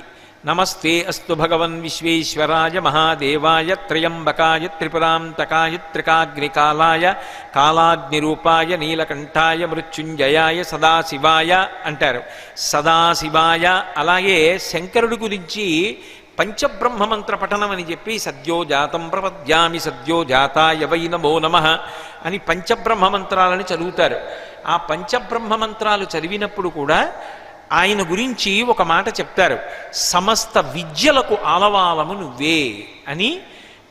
ఆయన గురించి చెప్తూ, అటువంటి వాడివైనటువంటి ఓ శివ సదాశివాయ అని పిలుస్తారు ఆయన్నొక్కడిని. సదా బ్రహ్మాయ అన్న మాట లోకంలో లేదు, సదా విష్ణు అన్న మాట లోకంలో లేదు, సదాశివ ఉంది లోకంలో. అందుకే సదాశివ శాస్త్రి గారని దక్షిణ దేశంలో చాలామంది సదాశివ అని పేరు పెట్టుకుంటారు. శివ అంటే మంగళప్రదుడు, శివ అంటే శుభములనిచ్చువాడు, శివ అంటే క్షేమంకరుడు, శివ అంటే ఎప్పుడూ అవతల వారి యొక్క అభ్యున్నతిని కోరుకునేటటువంటి వాడు తప్ప ఎప్పుడూ ఎవ్వరిని పాడు చెయ్యని వాడెవరుంటాడో ఆయనకే శివ అని పేరు.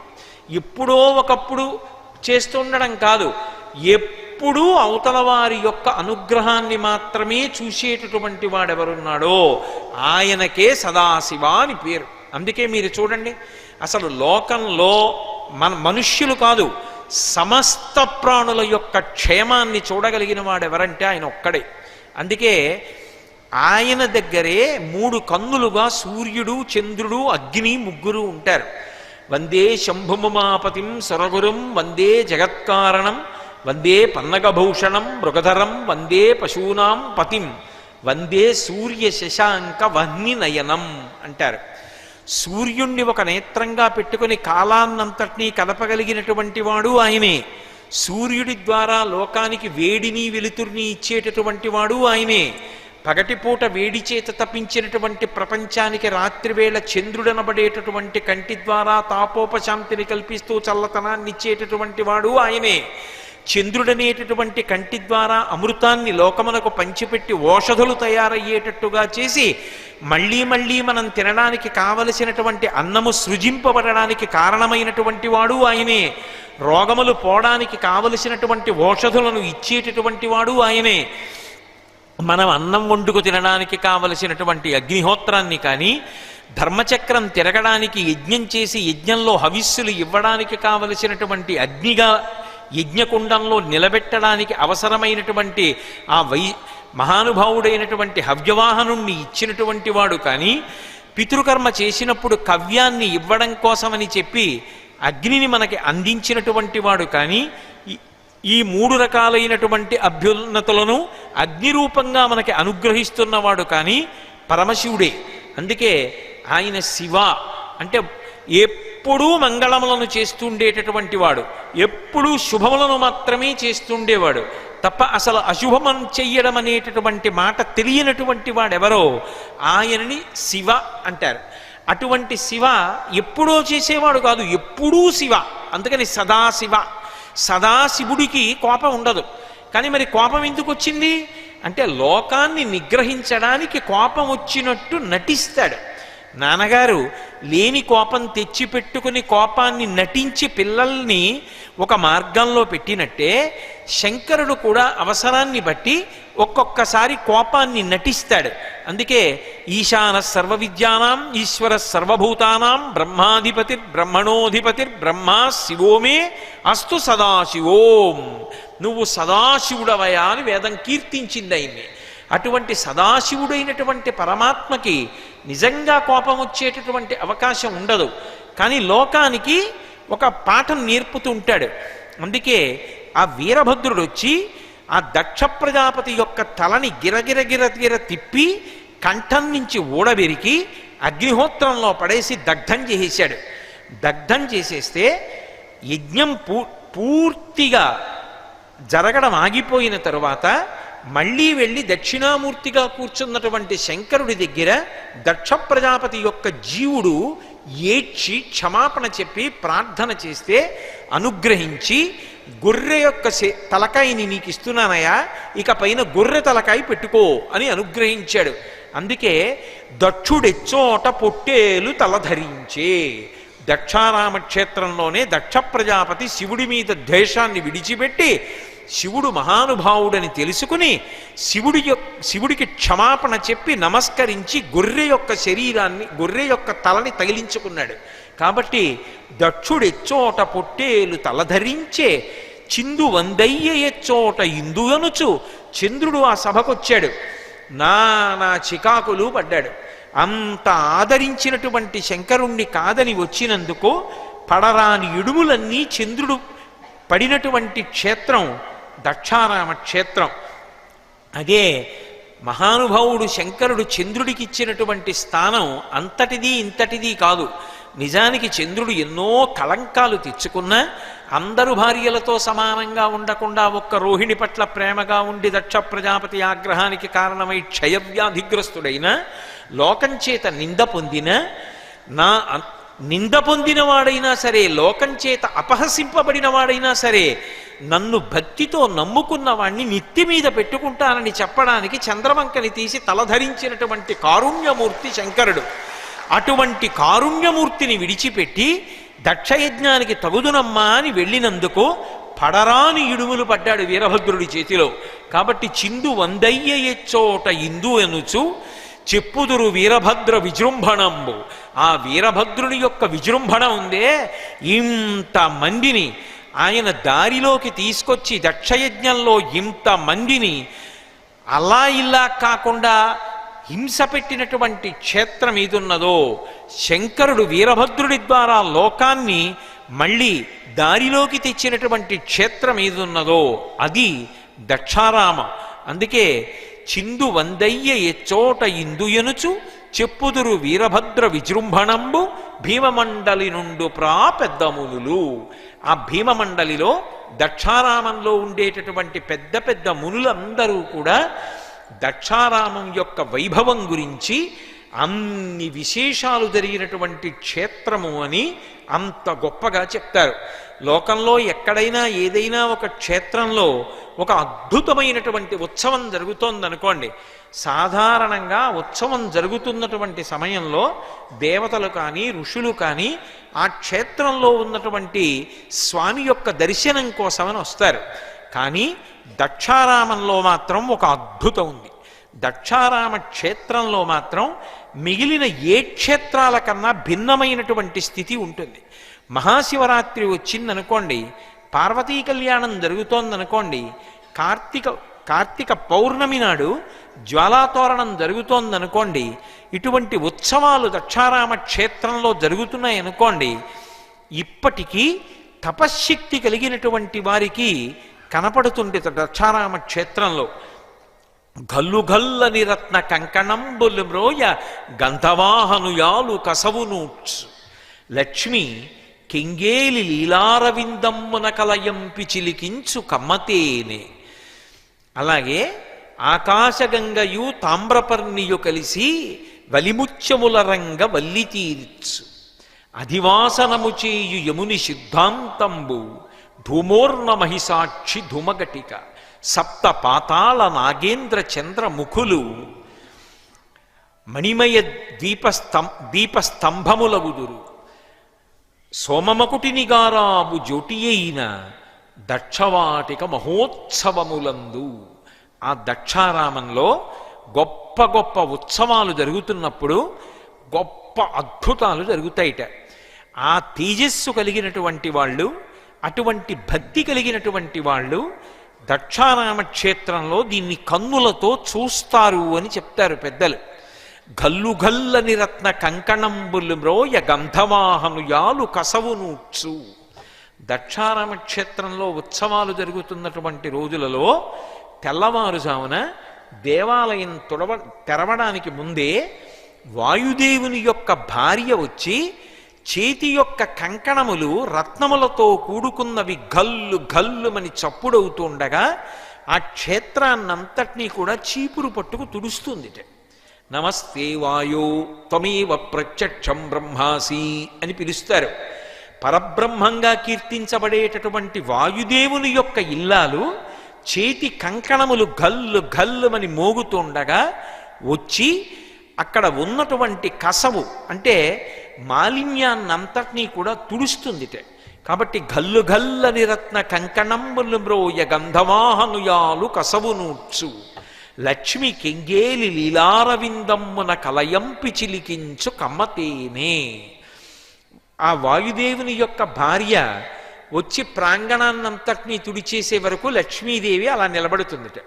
సాధారణంగా ఎక్కడైనా ఏదైనా ఉత్సవం జరుగుతుంటే చాలా చాలా గొప్ప సేవగా ఏం చేస్తామంటే ఆవు పేడ తీసుకొచ్చి నీళ్లల్లో కలిపి కళాపి అని ఆ పేడ నీళ్లు తీసుకెళ్ళి కళాపి చల్లుతారు, చల్లి ముగ్గులు పెడతారు.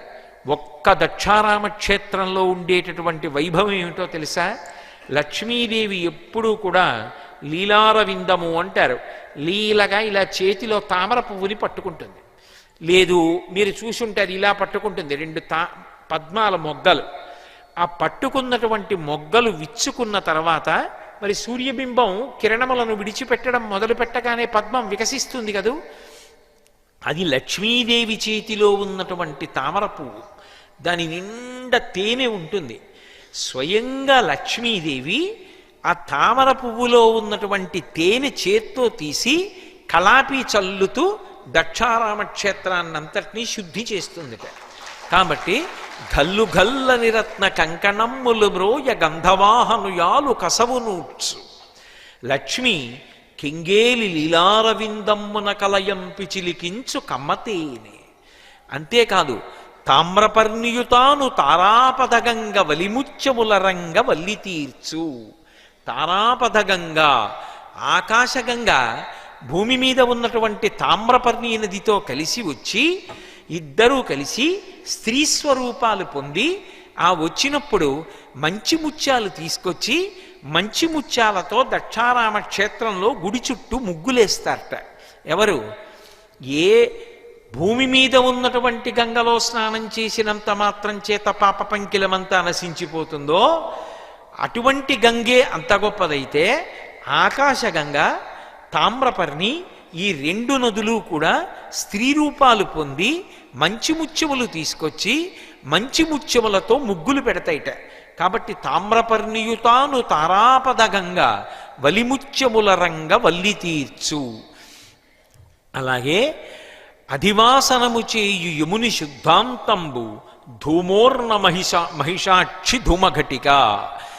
పరమశివుని యొక్క క్షేత్రంలో ధూపం వేస్తూ ఉంటారు. ఆ ధూపం వేయడం కోసం యమధర్మరాజు గారి యొక్క భార్య, ఆవిడ పేరు ధూమోర్ణ, ఆవిడ దున్నపోతునిక్కి వస్తుందిట క్షేత్రానికి. దక్షారామ క్షేత్రానికి వచ్చి, అయ్య బాబోయ్ మా ఆయనకు కూడా ఆయుర్దాయం ఇచ్చినవాడు ఆయనే, ఒకానొకప్పుడు మార్కండేయుడు జోలికెడితే ఎడమకాలెత్తి మా ఆయన గుండెల మీద తంతే యమధర్మరాజు అంతటి వాడు ప్రాణాలు విడిచిపెట్టేశాడు. వక్షస్థాడనమంత కస్య కఠినాపస్మార సంవర్ధనం బుభృత్పర్యటనం నమత్సురచిర కోటీర సంఘర్షణం కర్మేదం మృదులస్య తావక పదద్వంద్వస్య గౌరీపతే మచ్చేతో మణిపాదుకా విహరణం శంభో సదాంగీకురు అంటారు శివానంద లహరిలో శంకరాచార్యుల వారు. యమధర్మరాజు గారి యొక్క పేరు చెప్పేటప్పటికీ మిగిలిన ప్రాణులన్నీ గడగడలాడిపోతాయి. అన్ని ప్రాణులను గడగడలాడించగలిగినటువంటి వాడు ఆయా కాలములు ఆసన్నమయ్యేటప్పటికి వచ్చి ప్రాణుల యొక్క ప్రాణములను తీయగలిగినటువంటి సమర్థత కలిగినటువంటి యమధర్మరాజు గారి యొక్క గుండెల మీద తన్ని యముడి యొక్క ప్రాణములను తీసినటువంటి శక్తి కలిగినటువంటి శంకరుడి అనుగ్రహం మా ఆయన యందు ఉన్నంతకాలమే దీర్ఘాయుష్మంతుడై ఉంటాడని యమధర్మరాజు గారి భార్య ధూమోర్ణ దున్నపోతునిక్కి వచ్చి దక్షారామ క్షేత్రంలో ఉత్సవాలు జరుగుతున్నప్పుడు భీమనాథుడి దేవాలయం ముందు నిలబడి ఆ ధూమోర్ణ మహిషాక్షి ధూమఘటిక ఆ ధూపాన్ని వేస్తుందిట. క్షేత్రం అంతా గుడెంతా వేసి వెడుతుందిట. కాబట్టి ధూమోర్ణ మహిషాక్షి ధూమఘటిక సప్త పాతాళ నాగేంద్ర చంద్రముఖులు పణమణిజ్యోత్సన దివ్య కంబములగుదురు. వచ్చి ఉత్సవాల్లో ఏం చేస్తాం? దేవాలయాలకు వెళ్ళి దీపాలు పెడతాం. దీపాలు మామూలు దీపాలు పెట్టడం కాదు, ఒకనాడు వాసుకి లాంటి సర్పాన్ని మెడలో వేసుకున్నాడు. మెడలో వేసుకుని అనుగ్రహించాడు. మా సర్ప జాతిని శంకరుడు అనుగ్రహించినట్టు ఎవరు అనుగ్రహించారు? మిగిలినటువంటి దేవతలు చిత్ర విచిత్రమైనటువంటి మణులు వేసుకుంటారు. ఎంతో విలువైనటువంటి ఆభరణములను ఒంటి నిండా పెట్టుకుంటారు. కానీ పరమశివుడు చేతి వేళ్ల ఉంగరాలు దగ్గర నుంచి కాకోదర శ్రేణిపై అంటారు ఆ పావుల జాతి మీద అంత ప్రేమ చూపించాడు. ఒకనొకనాడు వాసుకుని గరుత్మంతుడొచ్చి తరువుతుంటే, వాసుకి గరుత్మంతుడితో పోరాటం చేస్తుంటే శంకరుడు జోక్యం చేసుకుని వాసుకు దగ్గరికి వచ్చి, నువ్వు నాకు పరమభక్తుడివి కనుక కర్ణాటక క్షేత్రంలో ఉన్నటువంటి కుక్షికి వెళ్ళి అక్కడ నా గురించి తపస్సు చేస్తూ ఉండు. నీకన్నా కిందకి నేను లింగరూపాన్ని పొందుతాను. నా మీద నువ్వు పడగల పడతావు. నీ మీదకొచ్చి నా కొడుకు సుబ్రహ్మణ్యుడు వెలుస్తాడు భార్యతో కలిసి. సుబ్రహ్మణ్య క్షేత్రంగా ప్రఖ్యాతి వహిస్తుందని వరమిచ్చాడు. ఆ వాసుకిని తీసి మెడలో ఎప్పుడు హారంగా వేసుకుంటాడు. అందుకే శంకరాభరణం అని పేరు ఆ వాసుకి. అటువంటి రీతిలో సర్పజాతినంతటినీ అనుగ్రహించాడు. ఆదిశేషుణ్ణి పాదానికి అందెగా స్వీకరించి తాండవం చేస్తూ ఉంటాడు. అటువంటి శంకరుడు పాములన్నింటినీ అనుగ్రహించినవాడు కాబట్టి మేము ఆయనకి సేవ చెయ్యొద్దా? మిగిలిన క్షేత్రాల్లో ఉత్సవం జరుగుతుంటే ఎవరెవరో వచ్చి దీపాలు వెలిగిస్తారు. దక్షారామంలో అలా కాదు దీపాలు వెలిగించవలసినదని సప్త పాతాళ నాగేంద్ర చంద్రముఖులు సప్తపాతాళ లోకాల్లో ఉండేటటువంటి నాగలోకాలకి చెందినటువంటి నాగ కన్యకలన్నీ కూడా బయటికి వచ్చి దివ్య కంబములగుదురు. స్తంభాలులా ఇలా నిలువుగా నిలబడతాయిట ఆ పాములు. నిలబడి ఇలా పడగలు విప్పుతాయిట. ఆ పడగలు విప్పితే పడగల మీద ఉన్నటువంటి మణుల యొక్క కాంతులు దీపాలుగా ప్రకాశిస్తుంటే అంత పొడుగున ఉన్నటువంటి ఆ భీమనాథ లింగానికి చుట్టూ నాగకాంతలు నిలబడి పడగలు విప్పితే ఆ పడగల మీద ఉన్నటువంటి మణుల కాంతులతో ఆయనకి వెలుతురులో దర్శనమయ్యేటట్టుగా చూసి నమస్కరిస్తాయిట. అలా నిలబడి నాగకాంతలందరూ ఫణమణిజ్యోత్సన దివ్య కంబములగుదురు. తమ రత్నముల కాంతులతో ఆయనకి నీరాజనాలు ఇస్తారట. సోమమకుటిని గారాబు జ్యోతి అయినా పరమశివుడికి అత్యంత గారాభం కలిగినటువంటి ఇల్లాలైనటువంటి దక్షవాటికా క్షేత్రమునందు దక్షారామ క్షేత్రంలో మహోత్సవములందు ఉత్సవం జరుగుతుంటే భీమనాథుడికి అంత వైభవం జరుగుతుంది. మామూలుగా మిగిలిన క్షేత్రాల్లో జరిగేటటువంటి వైభవం ఒకలా ఉంటుంది. ఒక్క దక్షారామంలో భీమనాథుడు అనుభవించేటటువంటి వైభవం ఒకలా ఉంటుంది. దానితో సమానమైనటువంటి భోగాన్ని మీరు ఇక ఏ క్షేత్రంలో చూడరు. అంత గొప్ప భోగం అనుభవించేవాడెవరు అంటే ఒక్క భీమనాథుడు మాత్రమే అనుభవిస్తాడు. అందుకే భోగమోక్ష నివాసంబు దక్షవాటి. లోకంలో మీరు ఎక్కడైనా శివాలయాన్ని చూడండి, ఏదో ముఖమంటపం ఉంటుంది, అర్ధమంటపం ఉంటుంది, మహామంటపం ఉంటుంది, గర్భాలయం ఉంటుంది. గర్భాలయంలో శివలింగం ఉంటుంది, పైన ధారాపాత్ర ఉంటుంది. ధారాపాత్రలోంచి నీళ్లు పడుతుంటాయి. ఆ నీళ్లు పడుతుంటే శివలింగం అంతా కూడా తడుస్తూ ఉంటుంది. కానీ ఒక్క దక్షారామంలో ఉండేటటువంటి విచిత్రం ఏమిటో తెలుసా? దేవాలయం యొక్క అంతరాలయంలో లోపలికి వెళ్ళినప్పుడు అక్కడ ఉండడు. రాచనగరు అని మేడ మీద ఉంటాడు. అంతెత్తునుంటుంది శివలింగం. ఆ మెట్ల మించి ఎక్కి పైకి ఎక్కి పైనుంచి చూడాలి. ఆ పైనుంచి చూస్తే ప్రదక్షిణం చేస్తుంటే 4 వైపుల నుంచి దర్శనమిస్తాడు. తెల్లటి లింగం ప్రకాశిస్తూ కనపడుతుంది. రాచనగరని రాచ మేడ మీద ఉంటాడు. అక్కడ నుంచి చూస్తూ ఉంటాడట. ఎంత భోగం అనుభవిస్తాడో తెలుసా? మిగిలిన క్షేత్రాలకి దక్షారామ క్షేత్రానికి ఎక్కడా పోలిక ఉండదుట. అంత భోగం అనుభవిస్తాడు. అంతగా అనుగ్రహప్రదాత అయి మోక్షమిస్తాడు. అందుకే సాధారణంగా లోకంలో ఏవైనా లౌకికమైనటువంటి కోర్కెలు తీరక బాధపడుతున్న వాళ్ళు కానీ, జ్ఞానం కోసం కానీ, మోక్షం కోసం కానీ ఆర్తి పొందుతున్న వాళ్ళు కానీ సమానంగా ఏ క్షేత్రాన్ని ఆశ్రయిస్తారు అంటే దక్షారామ క్షేత్రాన్ని ఆశ్రయిస్తారు. మీకు ఆశ్చర్యకరమైన విషయం ఏమిటో తెలుసా? దక్షారామ క్షేత్రానికిట ప్రయత్నపూర్వకంగా భీమనాథ దర్శనం కోసం వెళ్ళక్కర్లేదుట. కేవలంగా ఎవరో దక్షారామ క్షేత్రంలో మన బంధువులో స్నేహితులో ఎవరో ఉన్నారనుకోండి, అది తెలిసినటువంటి వాళ్ళ ఇంట్లో ఎవరో ఒక మహావృద్ధుడు ఒకడు శరీరం విడిచిపెట్టాడు. ఆ శరీరం విడిచిపెడితే పరామర్శ కోసం వెళ్ళారు. పరామర్శ కోసం వెళ్ళి వచ్చేసాడు. ఆయన భీమనాథుడి దేవాలయంలోకి వెళ్ళలేదు. వీడు దక్షారామంలో అడుగుపెట్టాడు అని వేస్తారట. అది జీవుడి యాత్రలో ఒక మహాద్భుతమైనటువంటి పుణ్యంగా ప్రకాశిస్తుంది. మీకు విచిత్రం ఏమిటంటే వారణాసి పట్టణంలో వారణాసి ఈ 2 నదుల మధ్యలో ఉండేటటువంటి ప్రదేశమనకే కాశీ అని పేరు, వారణాసి. అక్కడ మాత్రమే అంత్యకాలంలో శరీరం వదిలిపెడుతున్నటువంటి వాళ్ళకి తారకాన్ని ఉపదేశం చేస్తాడు శివుడు. కానీ దక్షారామంలో ఉన్నటువంటి గొప్పతనం ఏమిటో తెలుసా?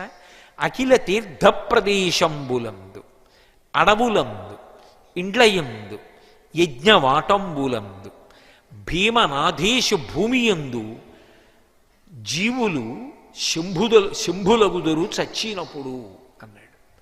అఖిల తీర్థ ప్రదేశంబులందు, దక్షారామ క్షేత్రంలో ఉన్నటువంటి ఏ తీర్థ ప్రదేశం దగ్గరైనా సరే, అడవులందు డొంకలు తుప్పలు అడవులు ఉన్నటువంటి ప్రదేశం దగ్గరైనా సరే, యజ్ఞవాటంబులందు దక్షారామ క్షేత్రంలో యజ్ఞం జరుగుతున్నటువంటి ప్రదేశంలో కానీ, ఇండ్లయందు ఇంట్లో కాలక్షేపం చేస్తూ దక్షారామంలో ఇల్లు కట్టుకుని దక్షారామంలో కాపురం చేస్తున్నాడు ఆయన. పెద్దవాడు అయిపోయాడు, ఒకనాడు దక్షారామంలో ఇంట్లో చనిపోయాడు. అలా ఇంట్లో చనిపోయిన ఆశ్చర్యం ఏమిటో తెలుసా? వాడికి ఇంకా మళ్ళీ పరమశివుడు వచ్చి ప్రణవాన్ని ఉపదేశం చేయడం. కాశీపట్టణంలో అయితే దక్షిణ శృతి మీదుగా ధాత్రి తెళ్ళి పెద్ద నిద్రకు మాగన్ను పెట్టువేళ, మామూలు నిద్రపోతే లేస్తాడు, పెద్ద నిద్ర ఇక లేవడు అంటే చనిపోతున్నాడు. పెద్ద నిద్రకు మాగన్ను పెట్టువేళ పంచజనులకు తారక బ్రహ్మ విద్య అభవుడుపదేశమునరించునప్పుడు కాశీ. అప్పుడు ఉపదేశం చేసి తారక మంత్రాన్ని ఇక మళ్ళీ పుట్టవలసిన అవసరం లేని స్థితిని ఇస్తాడు. దక్షారామంలో ఏమిటోట తెలుసా? అసలు దక్షారామంలో ఇక శంకరుడు వచ్చి మళ్ళీ కొత్తగా తారకం చెప్పవలసినంత అవసరం కూడా ఉండదుట. కానీ చెప్తాడు అక్కడ కూడా, మధురంబగు తారక మంత్రరాజమున్, అక్కడ కూడా ఆయన అనుగ్రహం చేస్తాడు. చిత్రం ఏమిటంటే, దక్షారామ క్షేత్రంలో శరీరం విడిచిపెట్టినటువంటి వాడు శంకరుడు యొక్క రూపాన్ని పొంది వెళ్ళిపోతాడు వెంటనే.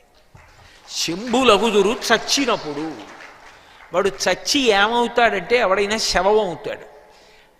ఒక్క దక్షారామంలో ఏమవుతాడంటే శివుడు అవుతాడు. అందుకని అఖిల తీర్థ ప్రదేశంబులందడబులందు ఇండ్లయందు యజ్ఞవాటంబులందు జీవులు శంభులగుదురు చచ్చినప్పుడు. వాళ్ళు ఇలా ప్రాణం వదిలిపెట్టగానే శివస్వరూపాలై వెళ్ళిపోతారట. అంత గొప్ప స్థితిని ఎక్కడ అనుగ్రహిస్తాడు అంటే ఆ దక్షారామ క్షేత్రంలో అనుగ్రహిస్తాడు. అందుకే అంబ పార్వతీనాతోడ అనతిచ్చే కాశీ ఎక్కుడు క్షేత్ర సంఘములలోన, కాశికన్నను ఎక్కుడు వైభవమున భోగమోక్ష నివాసంబు దక్షవాటి. భోగానికి భోగం గాని మోక్షానికి మోక్షం గాని దక్షవాటమే. ఆ దక్షారామ క్షేత్రం అంత అద్భుతమైన క్షేత్రం. మిగిలిన క్షేత్రాలకి దక్షారామ క్షేత్రానికి పరమశివుని యొక్క నివాసంలోనే చాలా గొప్ప భేదం ఉంటుంది. అసలు ఏమిటో తెలుసా? అసలు దక్షారామ క్షేత్రం దగ్గరికి వెళ్ళేటప్పటికీ ఆయన ఆ క్షేత్రంలో ఏనుగు చర్మాన్ని కట్టుకోట. మిగిలినటువంటి క్షేత్రాల్లో అయితే గజ చర్మం ధరిస్తాడు. ఎందుకంటే అక్కడ గజాసురుడికి వరం ఇచ్చాడు కాబట్టి కాశీపట్టణంలో అది దుర్వాసన రాదు. నెత్తురోడుతున్నటువంటి ఏనుగు చర్మాన్ని కట్టుకుంటాడు, పులి చర్మాన్ని ఉత్తరీయంగా వేసుకుంటాడు. కానీ ఒక్క దక్షారామ క్షేత్రం దగ్గరికి వెళ్ళేటప్పటికి మాత్రం ఆయన ప్రతినిత్యంబు ధరించు పసిడి కమ్మల పట్టు పచ్చలంబు. ఆయన మంచి పట్టు పుట్టాన్ని, అది కూడా బంగారపు తీగలతో చేసినటువంటి అలంకారంతో ఉన్నది, బంగారు తీగలతో దానికి కింద అంచులు కుట్టినటువంటి గొప్ప పట్టుబట్టని, పచ్చటి పట్టుబట్టని ధోవతీగా కట్టుకుంటాడట, పంచగా కట్టుకుంటాడు. కాబట్టి ఒక్క ఆ క్షేత్రం దగ్గరికి వెళ్ళేటప్పటికి మాత్రం ఆయన మిగిలినటువంటి క్షేత్రాల్లా ఏనుగు చర్మాన్ని పులి చర్మాన్ని కట్టుకోట.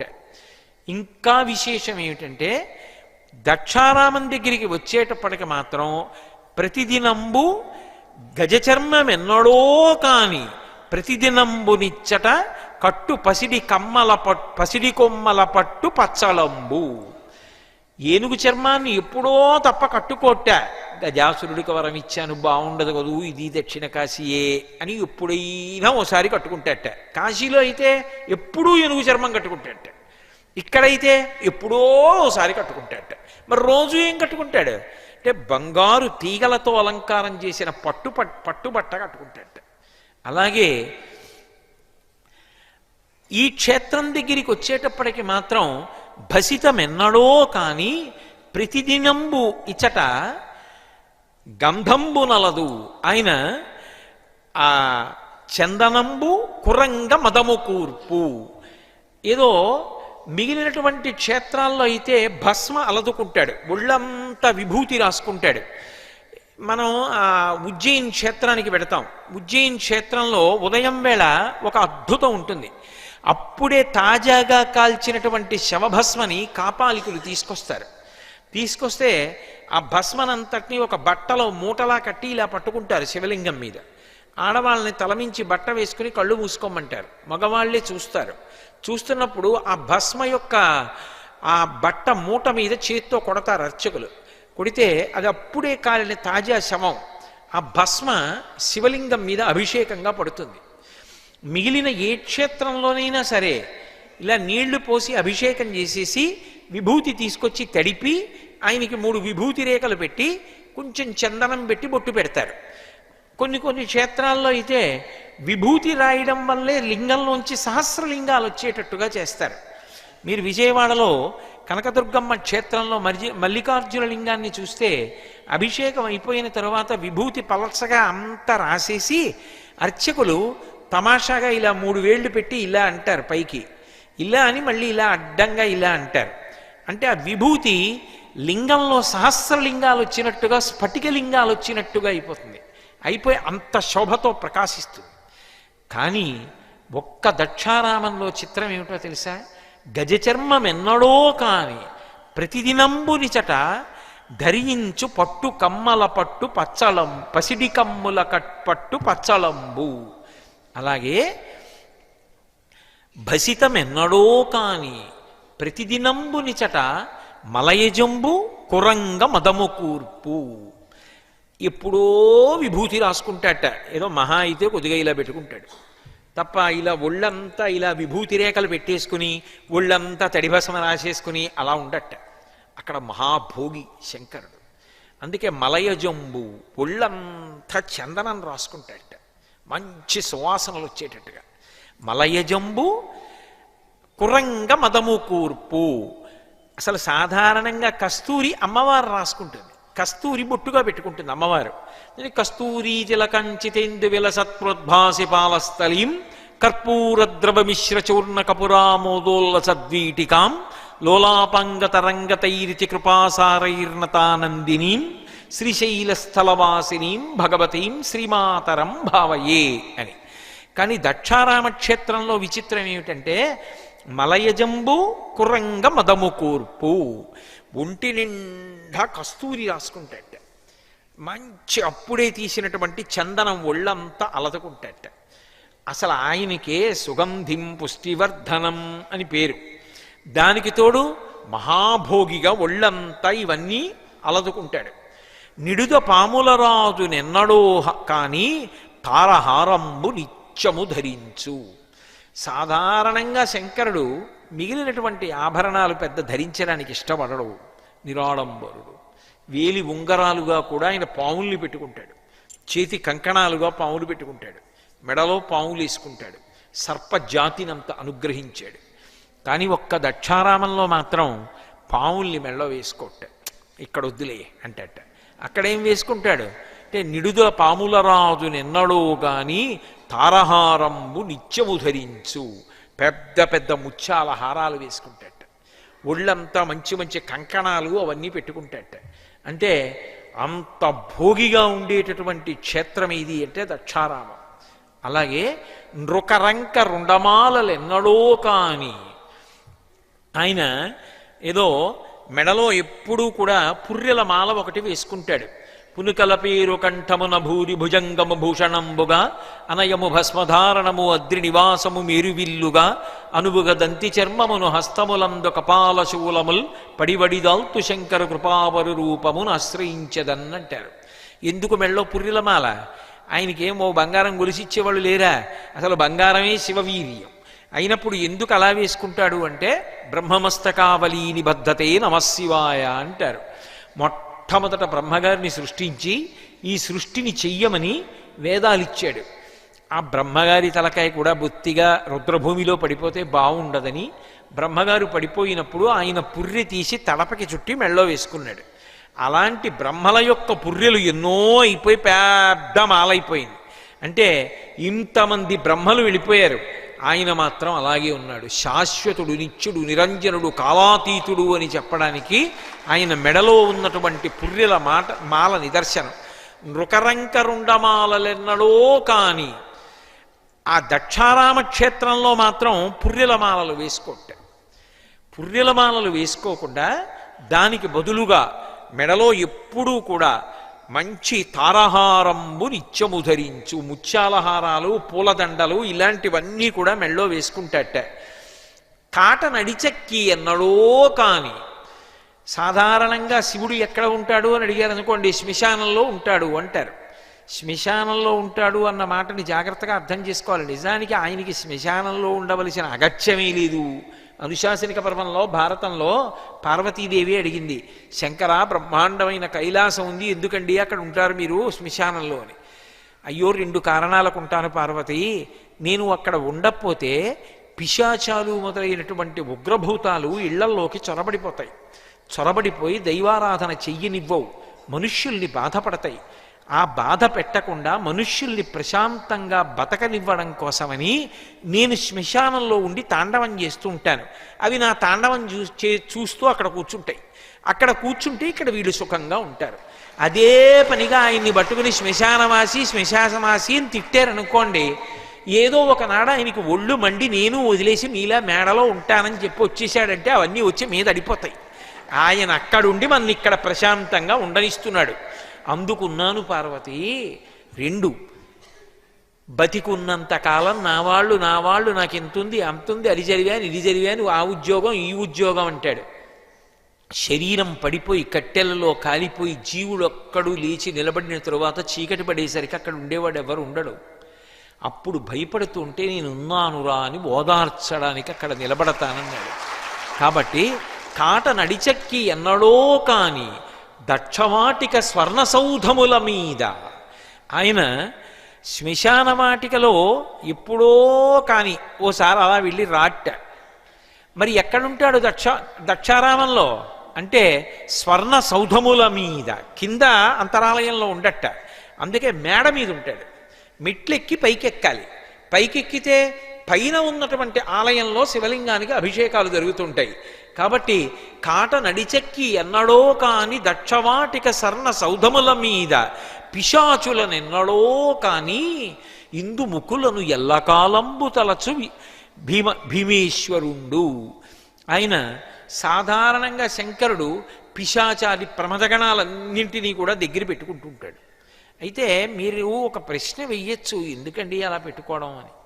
నాకు 10 మంది కొడుకులు ఉన్నారనుకోండి, అందులో 3 ఐఏఎస్లు అనుకోండి, 3 ఐఏఎస్లు, 4 డాక్టర్లు, 2 ఐపీఎస్లు, ఒకడు పెద్ద జేబు దొంగ ఉన్నాడనుకోండి. నా షష్ఠి పూర్తికి ఐఏఎస్ఎల్ని ఐపీఎస్ఎల్ని డాక్టర్లని పిలుస్తానా, జేబు దొంగని కూడా పిలుస్తానా? వాడు జేబు దొంగ అయినా నా కొడుకు. అందుకని వాణ్ణి పిలిచి, ఒరే నాయనా నా షష్ఠి పూర్తిరా, బంధువులందరూ వస్తారా, నీ విద్య ఇక్కడ ప్రదర్శించకరా, పరువు పోతుందిరా, నువ్వు ఇలా కూర్చో, ఇక్కడ ఉండు నా దగ్గరే అని కొడుకు కాబట్టి బయటికి వెడితే ఏం చేస్తాడో అని దగ్గర కూర్చోపెట్టుకుని వాడి వలన లోకమునకు అపకారం లేకుండా ఉత్సవం పూర్తయ్యేట్టు చూస్తాను. 10 మంది కొడుకులున్న తండ్రికి జేబు దొంగ కూడా తన కొడుకే అయితే షష్ఠి పూర్తికి పిలిచినప్పుడు లోకములన్నిటికీ ఆయన తండ్రి అయినప్పుడు పిశాచాల్ని నీ దగ్గరికి రానివ్వనంటే మరి ఎవరి దగ్గర చేర్చుకోవాలి? అందుకే పిశాచాల్ని కూడా దగ్గరే పెట్టుకుంటాడు. పిశాచాలు ఆయన దగ్గరే ఉంటాయి, వశిష్ఠాది మహర్షులు ఆయన దగ్గరే ఉంటారు. కాబట్టి ఎన్నడో పిశాచుల కాని ఇందుముఖులను ఎల్లకాలంబు తలచు భీమేశ్వరుండు. భీమనాథుడు పిశాచాల్ని దగ్గర పెట్టుకోట దక్షారామంలో. ఆయన చుట్టూ ఎవరుంటారో తెలుసా? రంభాది అప్సరసలు మొదలైనటువంటి వాళ్ళు నాట్యం చేస్తూ నిండు బేరోలగంలో ఆయన్ని సంతోషపెడుతూ ఉంటారట. చంద్రముఖుల్లాంటి వాళ్ళందరినీ కూడా అప్సరసలు వాళ్ళ మధ్య కాలక్షేపం చేస్తూ మహాభోగిగా ఉంటాట. అన్నిటికన్నా పరమాద్భుతమైన విషయం ఏమిటో తెలుసా? దక్షారామంలో ఏకాదశి నాడు అర్ధరాత్రి వేళ నిశ్శబ్దంగా అర్చకులు దక్షారామంలో అంతరాలయంలోకి వెళ్ళేటటువంటి ఆచారం ఒకటి ఉండేదిట. వెళ్ళి చప్పుడవ్వకుండా తలుపు తీసి పక్కన ఉన్నటువంటి అమ్మవారికి అయ్యవారికి ఏకాంత సేవ అయిపోయిందిగా. అందుకని జాగ్రత్తగా ఆ అయ్యవారిని ఒక్కడిని పక్కన ఏ భృంగిరిటి లాంటి వాడి ఉత్సవ విగ్రహాన్నో పెట్టుకుని ఆయన్ని తీసుకుని మెల్లిగా మెట్లు దిగి తలుపులేసేసి కిందన ఉన్నటువంటి మాణిక్యాంబ గుడిలోకి తీసుకెడతారు. అంటే వేశ్యవాడకి వెళ్ళాడని గుర్తు. అక్కడుంచి ఇంకా తెల్లవారక ముందే నిశ్శబ్దంగా అర్చకులు మళ్ళీ భృంగిరిటిని పరమశివుడి యొక్క ఉత్సవమూర్తిని తీసుకుని మెట్లెక్కి అక్కడ అమ్మవారు నిద్ర లేవకముందే అంతరాలయంలోకి చేర్చేసి తలుపేసి వచ్చేస్తారట. అంటే ఎందుకు అలా జరుగుతుంది అంటే హద్దులేని భోగం అనుభవిస్తారట అక్కడ. నిజానికి మాణిక్యాంబ ఎవరు? ఆయన ఇల్లాలే. లోకంలో ఆయనకి చెందని వాళ్ళెవరున్నారు? కానీ ఆయనట దక్షారామంలో ఎంత భోగం అనుభవిస్తాడు అన్నదానికి హద్దు లేదు. అందుకే దక్షారామంలో భీమనాథుణ్ణి సేవించిన వాడికి కూడా ఎంత భోగం ఇవ్వగలడు అన్నదానికి హద్దు లేదు. ఎటువంటి కోరిక అయినా, ఎంత పాపం అడ్డొచ్చి అవసరం తీరనిదైనా దక్షారామంలో తీరుస్తాడంటారు. అందుకు భోగమోక్ష నివాసంబు దక్షవాటి. ఇక భూమండలంలో ఇక అటువంటి క్షేత్రం లేదు అనడానికి కారణం అది. అందుకే పిశాచులనెన్నడో కాని ఇందుముఖులను ఎల్లకాలంబు తలచు భీమేశ్వరుండు. ఎప్పుడు ఇందుముఖులను తలుస్తూ ఆ పైన ఆ రాచ మేడలో నివాసం ఉంటూ ఉంటాడు. చిత్రం ఏమిటంటే పైకి కనపడి కొన్ని, కనపడక కొన్ని కోట్ల సంఖ్యలో తీర్థములు దక్షారామ క్షేత్రంలో పరమేశ్వరుణ్ణి సేవిస్తూ ఉంటాయిట. గూఢములు నిగూఢములు గూఢాగూఢంబులగుచు కోటుల సంఖ్యన్. కోట్ల సంఖ్యలో గూఢంగా కనపడకుండా, నిగూఢంగా అసలు కనపడకుండా, కనపడుతూ రకరకాలుగా అనేకమైనటువంటి తీర్థములు దక్షారామంలో ఉండేటటువంటి భీమనాథుణ్ణి సేవించడానికి వస్తుంటాయి. ఎందరో దేవతలు దక్షారామ క్షేత్రానికి వచ్చి ఆ భీమనాథుణ్ణి సేవిస్తూనే ఉంటారు. అంత గొప్పగా ఏకకాలమునందు ఇన్నిటినీ అనుగ్రహించగలిగినటువంటి అద్భుతమూర్తి భీమనాథుడు. భీమనాథ క్షేత్రానికి ఉండేటటువంటి ఇంకొక గొప్ప విశేషం ఏమిటంటే అక్కడ క్షేత్రపాలకులు లక్ష్మీనారాయణులు. శివ కేశవ అభేదంగా, అసలు శివుడొకడు కేశవుడొకడు అనేటటువంటి సిద్ధాంతం లేకుండా ఇద్దరూ ఒకటే సుమా అని చెప్పే విధంగా పరమశివుని యొక్క క్షేత్రానికి, దక్షారామ క్షేత్రానికి లక్ష్మీనారాయణులు క్షేత్రపాలకులై ఉన్నటువంటి క్షేత్రం ఆ క్షేత్రమే. అంతేకాదు దక్షారామ క్షేత్రంలో ఒక విశేషం ఉన్నది. మీరు దక్షారామం లోపలికి వెళ్ళేటప్పుడు కానీ, దక్షారామ క్షేత్రంలోంచి బయటికి వచ్చేసేటప్పుడు కానీ ప్రధాన గడప ఉంటుంది. ఆ గడప పక్కన ఒక అరుగు ఉంటుంది. ఆ అరుగు మీద కూర్చుని ఒకసారి ఇలా గడప మీదకి తలెత్తి పైకి చూశారనుకోండి, పైకి చూస్తే ఒక అద్భుతమైనటువంటి సన్నివేశం కనపడుతుంది. మధ్యలో శంకరుడు పార్వతీదేవితో కలిసి కొలువై ఉంటాడు. 8 దిక్కుల, ఏ దిక్కున ఎవరుంటారని చెప్తామో వాళ్ళు ఆ 8 దిక్కుల శంకరుణ్ణి సేవిస్తూ ఉంటారు. తూర్పున ఇంద్రుడు ఉంటాడు, ఆగ్నేయంలో అగ్నిహోత్రుడు ఉంటాడు, దక్షిణాన యమధర్మరాజు ఉంటాడు, నైరుతిలో రాక్షస ప్రభు ఉంటాడు, పశ్చిమాన వరుణుడు ఉంటాడు, వాయువ్యాన వాయుదేవుడు ఉంటాడు, ఉత్తరాన కుబేరుడు ఉంటాడు, ఈశానమున ఈశానుడు ఉంటాడు. ఉండి యనమండుగురు కూడా చామరం వేసి శంకరుణ్ణి సేవిస్తూ ఉంటారు. సేవిస్తూ ఉండగా పైన పార్వతీ సహితుడై పరమశివుడు కూర్చుని ఉంటాడు. దాని కింద ఒక్కసారి కూర్చుని పైకి తలెత్తి ఆ ద్వారానికి ఉన్నటువంటి ఆ అమరిక వైపు తిరిగి ఒక్క నమస్కారం చేసినంత మాత్రం చేత దక్షారామంలో అష్టదిక్పాలకుల యొక్క అనుగ్రహం కూడా కలుగుతుంది. వాళ్ళు శంకరుడి యొక్క సేవ చేస్తూ ఉంటారు కాబట్టి యమధర్మరాజు గారి యొక్క అనుగ్రహం దగ్గర నుంచి కుబేరుడు, వాయువు, అగ్ని వీళ్ళందరి యొక్క అనుగ్రహాన్ని పొందడానికి దక్షారామ క్షేత్ర దర్శనం అంత గొప్పదిగా లోకంలో చెప్తారు. అంత గొప్ప అమరిక కలిగినటువంటి క్షేత్రం దక్షారామ క్షేత్రం.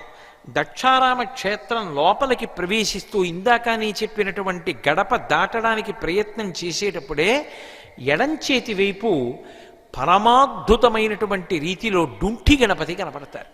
కాశీపట్టణంలో డుంఠి గణపతి ఎలా ఉంటాడో మళ్ళీ అలా డుంఠి గణపతి కొలువయ్యున్నటువంటి క్షేత్రం దక్షారామ క్షేత్రం. మీరు రాజద్వారం దాటి అంటే అంతరాలయానికి వెళదామని వెళ్ళేటప్పుడు ద్వారం దాటి వెళ్ళడానికి ముందే కుడి చేతి వైపున ఉపాలయంగా ధ్వజస్తంభంతో ఒక ఆలయం కనపడుతుంది. మీరు ఆ ఆలయంలోకి వెళ్ళి చూస్తే అది మేధాదక్షిణామూర్తి యొక్క దేవాలయం. ఆ దేవాలయం యొక్క సౌందర్యం కన్నులతో జుర్రుకోవాలి. ఎదురుగుండా శివలింగం కనపడుతూ ఉంటుంది. ఇలా లోపలికి వెళ్ళి నిలబడితే ఎదురుగుండా కాశీ విశ్వనాథలింగం ఉంటుంది. ఎడంచేతి పక్కకి చూస్తే మేధాదక్షిణామూర్తి ఉంటారు. కుడి చేతి పక్కకి చూస్తే ఎదురుగుండా అన్నపూర్ణమ్మ ఉంటుంది. అక్కడ నిలబడి ఇలా ఎదురుగుండా చూస్తే కాశీ విశ్వేశ్వరుడు, ఇలా ఎడం పక్కకి తిరిగి చూస్తే మేధాదక్షిణామూర్తి, ఇటుపక్కకి తిరిగి చూస్తే అన్నపూర్ణమ్మ. ఆయుక్కారకుడై మహానుభావుడు విశ్వనాథుడై ఎదురుకుండా దర్శనమిస్తాడు. అందుకే త్రిదళం త్రిగుణాకారం త్రినేత్రంచ త్రియాయుషం. త్రియాయుషం అన్న మాటకు అర్థం ఏమిటంటే 3 ఆయుర్దాయువులను చూడగలిగినటువంటి అదృష్టాన్ని ఇస్తాడు. వార్ధక్యం అంటే పెద్ద వయస్సులో చేరుకుంటాడు, అపమృత్యు దోషాన్ని తీసేస్తాడు. మధ్యలో శరీరం పోవలసినటువంటి అగత్యాన్ని పోగొడతాడు ఒక్క మారేడు దళం చేత పోగొట్టి. త్రియాయుషం బాల్యము, యవ్వనము, కౌమారము ఈ 3 రకాలైనటువంటి ఆయుర్దాయాన్ని దాటి వార్ధక్యంలోకి వెడతాడు. అంటే దీర్ఘాయుష్మంతుడై కలియుగంలో 100 సంవత్సరములు బ్రతకమని ఆశీర్వచనం కనుక 100 సంవత్సరముల ఆయుర్దాయాన్ని పొంది భిన్నమైనటువంటి రీతిలో శరీరం విడిచిపెట్టవలసిన అవసరం లేకుండా అపమృత్యు దోషాన్ని తొలగించేటటువంటి రీతిలో మారేడు దళముల చేత పూజింపబడేటటువంటి విశ్వనాథ లింగము ఎదురుగుండా కనపడుతూ ఉంటుంది. కేవలము ఆయుర్దాయంతో ఉండి ప్రయోజనం ఏమిటి? దరిద్రంతో బాధపడకూడదు. ఒకరి దగ్గర చెయ్యి చాపి తినవలసినటువంటి అవసరం ఉండకూడదు. బ్రతికి ఉన్నంత కాలం ఒకరి దగ్గర చెయ్యి చాపకుండా ఒకరికి పెట్టి తాను కడుపు నిండా తినగలగాలి. అందుకే అనాయాసేన మరణం వినా దైన్యేన జీవితం. దైన్యం లేని జీవనం కావాలి. అలా దీనత్వం లేకుండా హాయిగా తాను కడుపు నిండా తిని 10 మందికి అన్నం పెట్టగలిగినటువంటి శక్తి దేని వలన వస్తుంది అంటే అన్నపూర్ణమ్మ యొక్క అనుగ్రహం చేత వస్తుంది. ఎదురుగుండా అన్నపూర్ణమ్మని మీరు చూసి తీరాలి. కుడి చేతిలో ఇలా గరిట పట్టుకుని ఉంటుంది, ఎడం చేతిలో అమృతపాత్ర పట్టుకుని ఉంటుంది. అలా పట్టుకుని ఉన్నటువంటి తల్లి మీరు ఇలా నిలబడితే ఎదురుగుండా ఆయుక్కారకం, ఇలా కుడి చేతి పక్కకి తిరిగితే బ్రతికున్నంత కాలం లోటు లేకుండా అన్నం పెట్టగలిగినటువంటి అన్నపూర్ణ. కేవలముగా దీర్ఘాయుర్దాయాన్ని పొందడం, బతికున్నంత కాలం రోగం లేకుండా తినడం, అదే నా జీవితానికి పరమార్థం కాదు. చిరంజీవన్నే వక్షపిత పశుపాశవ్యతికర పరానందాభిక్యం రసయతిరసం తద్భజనవాన్ అంటారు సౌందర్యలహరిలో శంకరాచార్యుల వారు. ఆ తిన్న అన్నం ఒక్కటే కాదు, అన్నంతో పాటు జ్ఞాన వైరాగ్య సిద్ధ్యర్థం భిక్షాం దేహీ చ పార్వతి. ఆ అన్నపూర్ణమ్మ జ్ఞాన వైరాగ్యములను ఇవ్వాలి. ఏదో ఒక వయస్సులో 3 తరాలు చూసేసిన తర్వాత అయినా ఈ సుఖాలన్నీ సుఖాలా? భగవంతుణ్ణి నమ్ముకుని కష్టమైన సుఖమైన సాక్షి మాత్రంగా గాలి వెళ్ళిపోతున్నప్పుడు సన్నజాజి పందిరి మించి వెడితే అబ్బా సువాసన అంటారు, కుక్క కళేబరం మించి వెడితే అబ్బా దుర్వాసన అంటారు. అయినా గాలి కుక్క కళేబరం మించి వెళ్ళడానికి వెనకాడదు, సన్నజాజి పందిరి మించి వెళ్ళిపోవడానికి పొంగిపోదు. పొంగు కుంగు లేకుండా ఎప్పుడూ ఒకలా ఉండగలిగినటువంటి వైరాగ్య సంపత్తిని పొందాలన్నా, జ్ఞానమును పొందాలన్నా అన్నంతో పాటుగా అన్నపూర్ణమ్మ అనుగ్రహిస్తే మేధాదక్షిణామూర్తి యొక్క అనుగ్రహం కలిగితే, ఆయన యొక్క అనుగ్రహ విశేషం చేత జ్ఞానమును పొందితే, ఆ జ్ఞానము వలన ఇక మళ్ళీ పుట్టవలసినటువంటి అవసరం లేని పరమాద్భుతమైన పునరావృత్తి రహిత శాశ్వత శివ సాయుధ్య స్థితిని పొందుతాడు. సరస్వతీ కటాక్షాన్ని, గొప్ప జ్ఞానాన్ని ఇవ్వగలిగినటువంటి మేధాదక్షిణామూర్తి మనం శివలింగానికి ఎదురుగుండా నిలబడినప్పుడు ఎడమవైపు కనపడతాడు, కుడివైపు అన్నపూర్ణమ్మ, ఆయుక్కారకమై విశ్వనాథలింగము ఎదురుగుండా ఉండేటటువంటి మేధాదక్షిణామూర్తి దేవాలయం అక్కడే కనపడుతుంది. ఇప్పుడు అలా జరగట్లేదు, కానీ దక్షారామ క్షేత్రంలో ఇప్పటికీ మీరు పరిశీలించి చూస్తే గుడి బయట కూడా అనేక చోట్ల మంటపాలు కనపడతాయి. ఒకప్పుడు అన్ని ఉత్సవాలు జరిగేవిట. ఒక్కొక్క వారం, ఆదివారం వచ్చిందంటే ఒక ఉత్సవం అక్కడ మంటపంలో జరిగేది, సోమవారం వచ్చిందంటే ఒక మంటపంలో జరిగేది, మంగళవారం వచ్చిందంటే ఒక మంటపంలో జరిగేది. ఇప్పటికీ మీరు దక్షారామం పెడితే దేవాలయం లోపల తిరుగుతున్నప్పుడు కొన్ని మంటపాలు కనపడతాయి. ఒక మంటపంలో ఇప్పుడు అన్నదానం చేస్తున్నారు, నిత్యాన్నదానం. ఆయా మంటపాలలో ప్రతిరోజు కూడా గొప్ప గొప్ప ఉత్సవాలన్నింటినీ కూడా స్వామి స్వీకరిస్తాడు. ఇప్పటికీ ప్రతినిత్యం ఎందరో దేవతలు, ఎందరో ఋషులు ఆయన యొక్క దర్శనానికి వస్తూనే ఉంటారు. అంత గొప్ప క్షేత్రం. అక్కడ సుబ్రహ్మణ్య స్వరూపంగా 2 పాములు జంటగా ఉన్నటువంటి రూపంతో సుబ్రహ్మణ్యుడు కొలువై ఉంటాడు. అందుకే సంతానకారకత్వాన్ని ఇస్తాడు. భైరవుడు అంటే భై అనేటటువంటి రవం చేస్తాడు. యమధర్మరాజుని కూడా శాసించగలిగినటువంటి శక్తి భైరవుడికి ఉంటుంది. వటుక భైరవుడిగా దక్షారామ క్షేత్రంలో మిగిలిన క్షేత్రాల కన్నా భిన్నంగా దర్శనమిస్తాడు. కాలభైరవుడు, వటుక భైరవుడు ఇద్దరూ కూడా కనపడతారు. ఇప్పటికీ మీకు దక్షారామ క్షేత్రంలో ఒక పరమాద్భుతం కనపడుతుంది. రావి చెట్టు బయట ఉంటుంది. సప్తగోదావరిలో స్నానం చేసి వస్తూ ఉంటాం. వస్తున్నప్పుడు ఆ రావి చెట్టు మొదట్లో స్వయంభూ లింగం ఉంటుంది. ఆ స్వయంభూ లింగానికి కుడి చేతి వైపుగా వెడితే అక్కడ కాలభైరవుడు ఉంటాడు. ఆ కాలభైరవుడు ఒకప్పుడు క్షేత్రాన్ని విడిచిపెట్టి బయటికి వస్తూ ఉండేవాట. ఆయన్ని ఆపడం కోసమని ప్రత్యేకంగా యంత్రం వేశారు. యంత్రం వేసి గీత గీస్తే ఆ స్వామి లోపలే ఉండి అనుగ్రహిస్తాడు. ఎంత గొప్ప అనుగ్రహం అంటే, సంతానకారకుడై ఆయనకి వడమాల వేస్తే అక్కడ ఉన్నటువంటి కాలభైరవుడు సంతానకారకుడు అవుతాడు. అటువంటి కాలభైరవుడు దేవాలయం లోపల వటుక భైరవుడు కనపడతాడు. భైరవోపాసనలో వటుక భైరవుడు అద్భుతమూర్తిగా చెప్తారు. భూమ్యాకాశముల మధ్యనంతా కూడా ఆయన తేజస్సు నిండిపోతుంది అని. అటువంటి వటుక భైరవ స్వరూపం దేవాలయం లోపల ఉంటుంది. ఇన్ని అద్భుతాల యొక్క సమాహార స్వరూపం ఆ దక్షారామ. అందుకే అసలు దక్షారామం లాంటి క్షేత్రం, భీమనాథుని వంటి వేల్పు, సప్తగోదావరం లాంటి తీర్థం ఇక ఈ భూమి మీద ఎక్కడా లేదు. వారణాసి కూడా మోక్షపురి మాత్రమే.